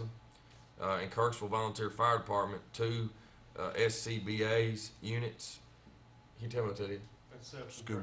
breathing apparatus that they wear when they go inside. Okay. Units, approximately 13,000. So at this time, if y'all approve resolution 1808, I need a motion and a second, please. So moved. Second. Any more discussion? If not, call the roll. Mr. Bucking? Yes. Mr. Barger? Yes. Mr. Tudor? Yes. Judge Taylor? Yes. Resolution 1809, this is a SAFER grant. This is where we amended the agenda today, and this is for the fire department. This resolution actually has to do with employees, and this SAFER grant will actually allow us to hire additional employees and pay most of their wages the first year. The second year, I think it takes it down a percentage, and then maybe the third year, it takes it down a little bit more percentage. Is that correct, Glenna? And so we're really looking at this because we have potentially several firefighters that are getting close to their time frame to retire, and so this would allow us to go ahead and get firefighters in at really not as a big a cost to the county and the fiscal court, but it would also allow us to start training. You know, one thing that Tim obviously has a lot of experience, but a lot of our guys are new, young firefighters, and doing great, but they're learning. And so the more that we can get in and to be able to have some of that experience is good. So it's a good opportunity. Obviously, this resolution allows us to move forward with it in trying to get the grant. So if y'all approve the SAFER grant, this is resolution 1809. I need a motion and a second, please. Motion to approve resolution 1809 SAFER grant for the fire department. Second. No discussion. Call the roll, please. Mr. Barger? Yes. Mr. Tudor? Yes. Mr. Bucking? Yes. Judge Taylor? Yes. Next is personnel. This is environmental and animal control. Yes, so Scott wasn't able to make it today, Mhm. But this would be a new hire for Bobby Aldridge, who's out there. Stand up, Bobby. Hey, Bob. Appreciate you being here. Waited a long time for this. Hey, we picked. Hey, we picked the wrong court for you to be hired. You know. Yeah.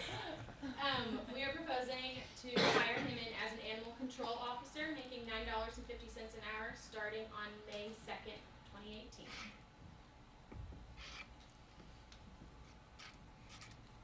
I had the opportunity to sit down with Bobby last week.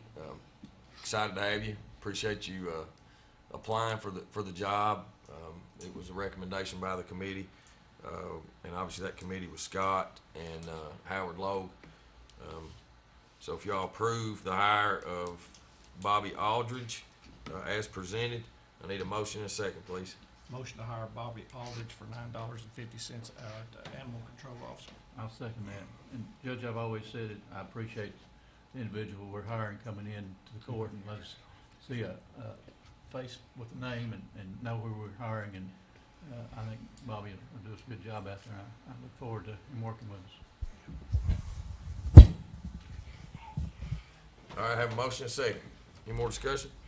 If not, call the roll, please. Mr. Barger? Yes. Mr. Tudor? Yes. Mr. Bucking? Yes. Judge Taylor? Yes. Thank you. Thank you.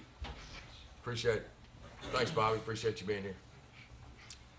Next is personnel, Battlefield Golf. It's pro shop season. And we've got several, it looks like, personnel Battlefield Golf outside attendant, and then we've got an addition where we amended the agenda for Battlefield Golf for seasonal grounds crew. So, good morning. Good morning, Or maybe it's afternoon, whatever it getting is. close, yeah. All right, all three of these, their start date will be May 2nd. For the pro shop seasonal, we have Jeff McCone, and I'm proposing $8 an hour for him. Do these one at a time? Yes. Okay. $8? Yes.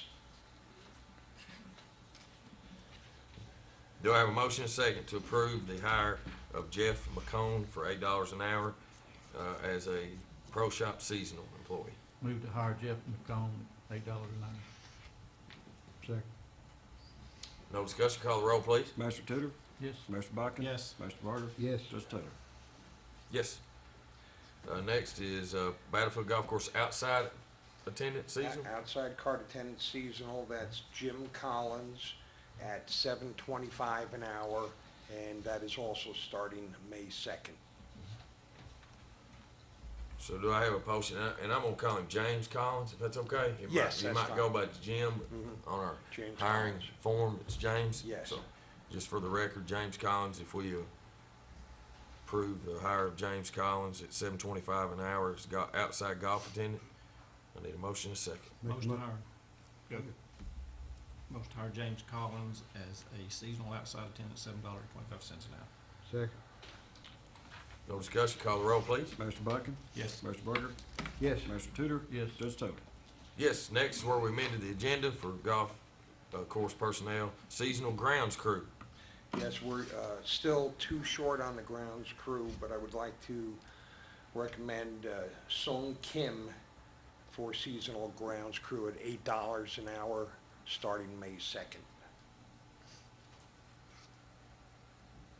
Do I have a motion and a second to hire Sung Kim at $8 an hour for seasonal grounds crew? So moved. Second. All right, we have a motion and a second. No discussion, call the roll. Master Barger? Yes. Master Tudor? Yes. Master Botkin? Yes. Judge Taylor? Yes. Very good, thank you. Thank you, buddy. Next, we have an executive session. I need a motion and a second to go into executive session over personnel matters. Second. No discussion, call the roll, please. Master Barger? Yes. Master Tudor? Yes. Master Botkin? Yes. Judge Taylor? Yes. Just- John made the motion to come out of executive session. And Tom seconded it. No discussion, call the roll, please. Master Tudor? Yes. Master Botkin? Yes. Master Barger? Here. Judge Taylor? Yes, here. Here. Yes, Yeah. Okay. yeah, here. I heard you, so I figured. Yeah. At this time, we have a motion or second for what came out of personnel, what came out of executive session. I make a motion that we terminate Philip Williams immediately from employment with the county. Second. A motion, do I have a second? No further discussion? Call the roll, please. Master Botkin? Yes. Master Barger? Yes. Master Tudor? Yes. Judge Taylor? Yes. Next, the judge's report. We're gonna make this a little bit quick. There's one thing, and this really isn't for people that are in this room today, it's for people watching. There's some concern, and one of our state, our local transportation cabinet supervisor, Brandon McIntosh, asked me to pass this along.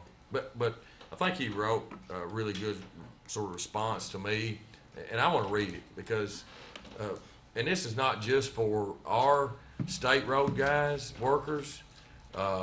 This is not for just Doug's staff that takes inmates out to clean up the sides of the roads. It's county staff, the state staff. You know, we've got employees and we've got people out here working on our roadways, first responders, and we need to take our blinders off and think a little bit before we do some of the things that we're doing. Now, some people are just, in a society we live in, are just maybe mentally challenged, or maybe they're on some type of substance or alcohol or whatever, making bad decisions. But these bad decisions can affect somebody else's life. I mean, it's serious. One instance for the transportation cabinet guys at our local garage was out on US 25, old US 25, just about, what, a month ago maybe? And a man 3 weeks ago? Huh? 3 weeks ago? I mean, those guys are out there fixing a slide on old US 25, and some man comes out there shooting at it. I mean, let's, as citizens of Madison County, let's encourage people to do the right thing. Let's be an example for those. And I know we can't fix everybody, but we can try. We can try. But here's his response. This happened on April the 17th. In response to the incident that occurred Tuesday, April 17th, the state highway crew was ditching and installing drainage pipes on Kentucky 499 Panola Road when a motorist coming through the traffic, controlled by a flagman, struck a dump truck inside the work zone. After speaking with the driver and informing him that we would have to wait on the Madison County Sheriff's Office to come and do a police report, he became irate and returned to his vehicle. At that time, not knowing what he was going to do, we cleared the traffic behind him and in front of him. He then tried to take off, and his vehicle was hung up in the dump truck that he had struck. His vehicle finally came loose, and he sped off fishtailing in our work zone. His mirror on the truck struck one of the flagmen, one of the employees. Luckily, the employee only suffered a sprained hand. He continued on and went into Estill County, where KSP arrested him, and now he's facing several felony charges. I mean, I'm sorry, guys, but that just, in my opinion, you know, that is unacceptable behavior in our community. And so, you know, this is me. I'm going to speak on behalf of all of us, elected officials. I mean, man, let's encourage to set examples to those that maybe are lost in a little bit, man. Let's extend an olive branch. We got to try something. So that's that. Thank you, Brandon, for reaching out to me and making me aware. I know he's watching right now. He always does. So, thank you. Next, just a few announcements real quick. The Central Kentucky Regional Airport will be having their open house on Saturday, April the 28th from 10 a.m. to 3 p.m. At our new Madison County Central Kentucky Regional Airport. I love the new name of it. And for more information, please call 986-3913. I'm going to skip through some of these. Congratulations to Madison Central Marching Band. This is exciting to me. But they have been invited to perform in the 2019 Macy's Thanksgiving Day Parade. Now that's one morning that I wake up, and I'm so happy to wake up, and me and my girls and my wife sit and watch that parade every year. It's kind of the start of the holiday season for us. And now it's going to be even more exciting because some of our own are going to be there in the parade. So it's very... lifetime. Yep, it is. It's awesome. It's good. Next, comments from department heads. If you got anything, let's wait till next court. All right, deal? Deal. All right. Comments from magistrates. Would start with Larry, but he's not here, so I go to Tom. All right, just quickly, I just want to thank the road department for projects they've been working on. Doug, I saw some of your people out picking up trash the other day. They're doing a great job out there. Commend you for that. Thank Megan for some information that she got from me at GIS that helped the sheriff and I resolve an issue down on Poozy Ridge. Also, when I was over doing some work with the sheriff the other day, I happened to be there when his deputies all over the desk over there had drugs everywhere. They had made a now they wouldn't know where using them, Sheriff. I'm just saying. There was stuff everywhere. They had made a bust. I mean, it was real. I was impressed. It was a good job. Those guys do a good job for us, Sheriff, and we appreciate that. And just quickly, it's blacktop season, and I'm starting to get calls on people that need blacktop and want blacktop. So I just want you to hear this list: Mentalist Road, Jordan Road, Meadow Ridge Road, Congleton Lane, Adkins Way, Peggy Flats, Country States, Brewer Drive, Grant Drive, Crestview, Wallace Mill, Crestview Road, Pin Oak Road, Maple Drive, Pin Oak, Pine Drive, Rockwood Drive, Lakewood Drive, Green Tree Drive, Cross Creek, Lakeshore Drive, Walnut Hill Drive, Greenbrier Drive, and Helton Lane. That's all the folks that just need blacktop right now. So, I hate to say this, but somebody's not getting blacktop this year. So, if yours is really the worst, you give me a call, I'll compare it to Lakeshore Drive. That is the worst. If it matches up with that one, we'll do the best we can with what money we've got. Thank you, Judge. Anybody needs me, you can reach me at 200-9765. Thanks, Tom. Appreciate it. John? Thank you, Tom, for all your road play-by-play there. I just want to thank the road department and also thank Willie and his crew. They got with the transportation department and put some safety signs out on a couple of roads. They completed 4 Mile yesterday, and I think they're working on Goggins probably today or tomorrow. But some of the signs they did the improvement of were some reducing speed signs. 4 Mile Road was marked 35 miles an hour all the way through. There's zones out there and curves that it needs to be 25, and it got marked 25. Now, whether the public will address that and pay attention to those remarkings on that road, that's a different situation, but we can only hope. But those special areas needed reduced to speed for safety issues, and I thank the road department for that. That's all I got, Joe. Thanks, John. Roger? I don't have much. I got one little road, it's got one little break. Well, if I can have a bucket of blacktop, I'd be tickled to death. There you go, we're done. But anyway, Is it on your list? Huh? Drive to get it. it's probably on my list. The concern I have right now is I'm running for office just like a lot of others, but there's a lot of signs that's on county right-of-way and state right-of-way.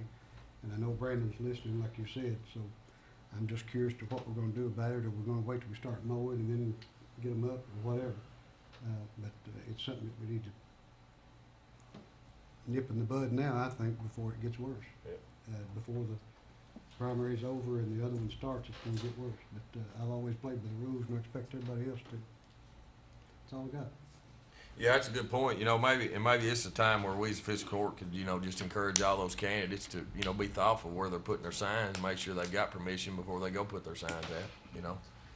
So, Kenny, you got anything? Absentee opened yesterday and open till the day before the primary. And I've been thinking about that badminton. I'm in, and I've got some uniform ideas if you want to get together today. Go over. Yeah, that'd be good. All right. Yeah, yeah. Wear one next court meeting. I guess on that, I'll decide whether I'm playing with you after I see the outfit. Okay. Yeah, all right, all right. Judd, you got anything? Only that his athleticism screams badminton. Yes. I would have guessed him to be a badminton player. I have the body for badminton. Yeah. That's funny. Sure. You good? All right, Doug. Just like I said, down 21 where they picked up trash, got 12, you know, I purchased a trailer, put some walls up on it, 12 huge loads off of 21. 12, a lot of trash. And speaking of the trash, real quick, you know, Doug's got his crews out, but also the state has partnered with Bluegrass Career Development Center, which is sort of transition living for people that potentially have felonies or within the Department of Corrections system. And they sort of finished their last days there, and so I think they've got crews out too. So hopefully between what Doug's doing, what they're doing, especially a lot of our state roads, a lot of our areas that get a lot of traffic and a lot of visibility, will get cleaned up, start looking better. You know, our litter abatement program gets a lot of our county roads, and so you know we have a lot of groups and nonprofits and stuff that take care of that. So it's good. Kudos to everybody that's working hard trying to clean up our community. Comments from audience? No. No, there's nobody getting up. Anybody watching on TV? There's nobody getting up. There's nobody there. So I need a motion to pay the claims, approve the transfers. So moved. Second.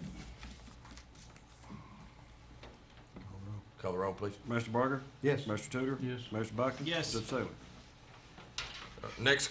Next court date, next meeting is on Tuesday, May the 8th, 2018, Berea, Kentucky. Next court date is Tuesday, May the 8th. It is in Berea. I need a motion second to adjourn. So moved. Second. Call the roll, please. Mr. Barker? Yes. Mr. Tudor? Yes. Mr. Bucking? Yes. Mr. Taylor? Supposed to be good at it. Yes. What is?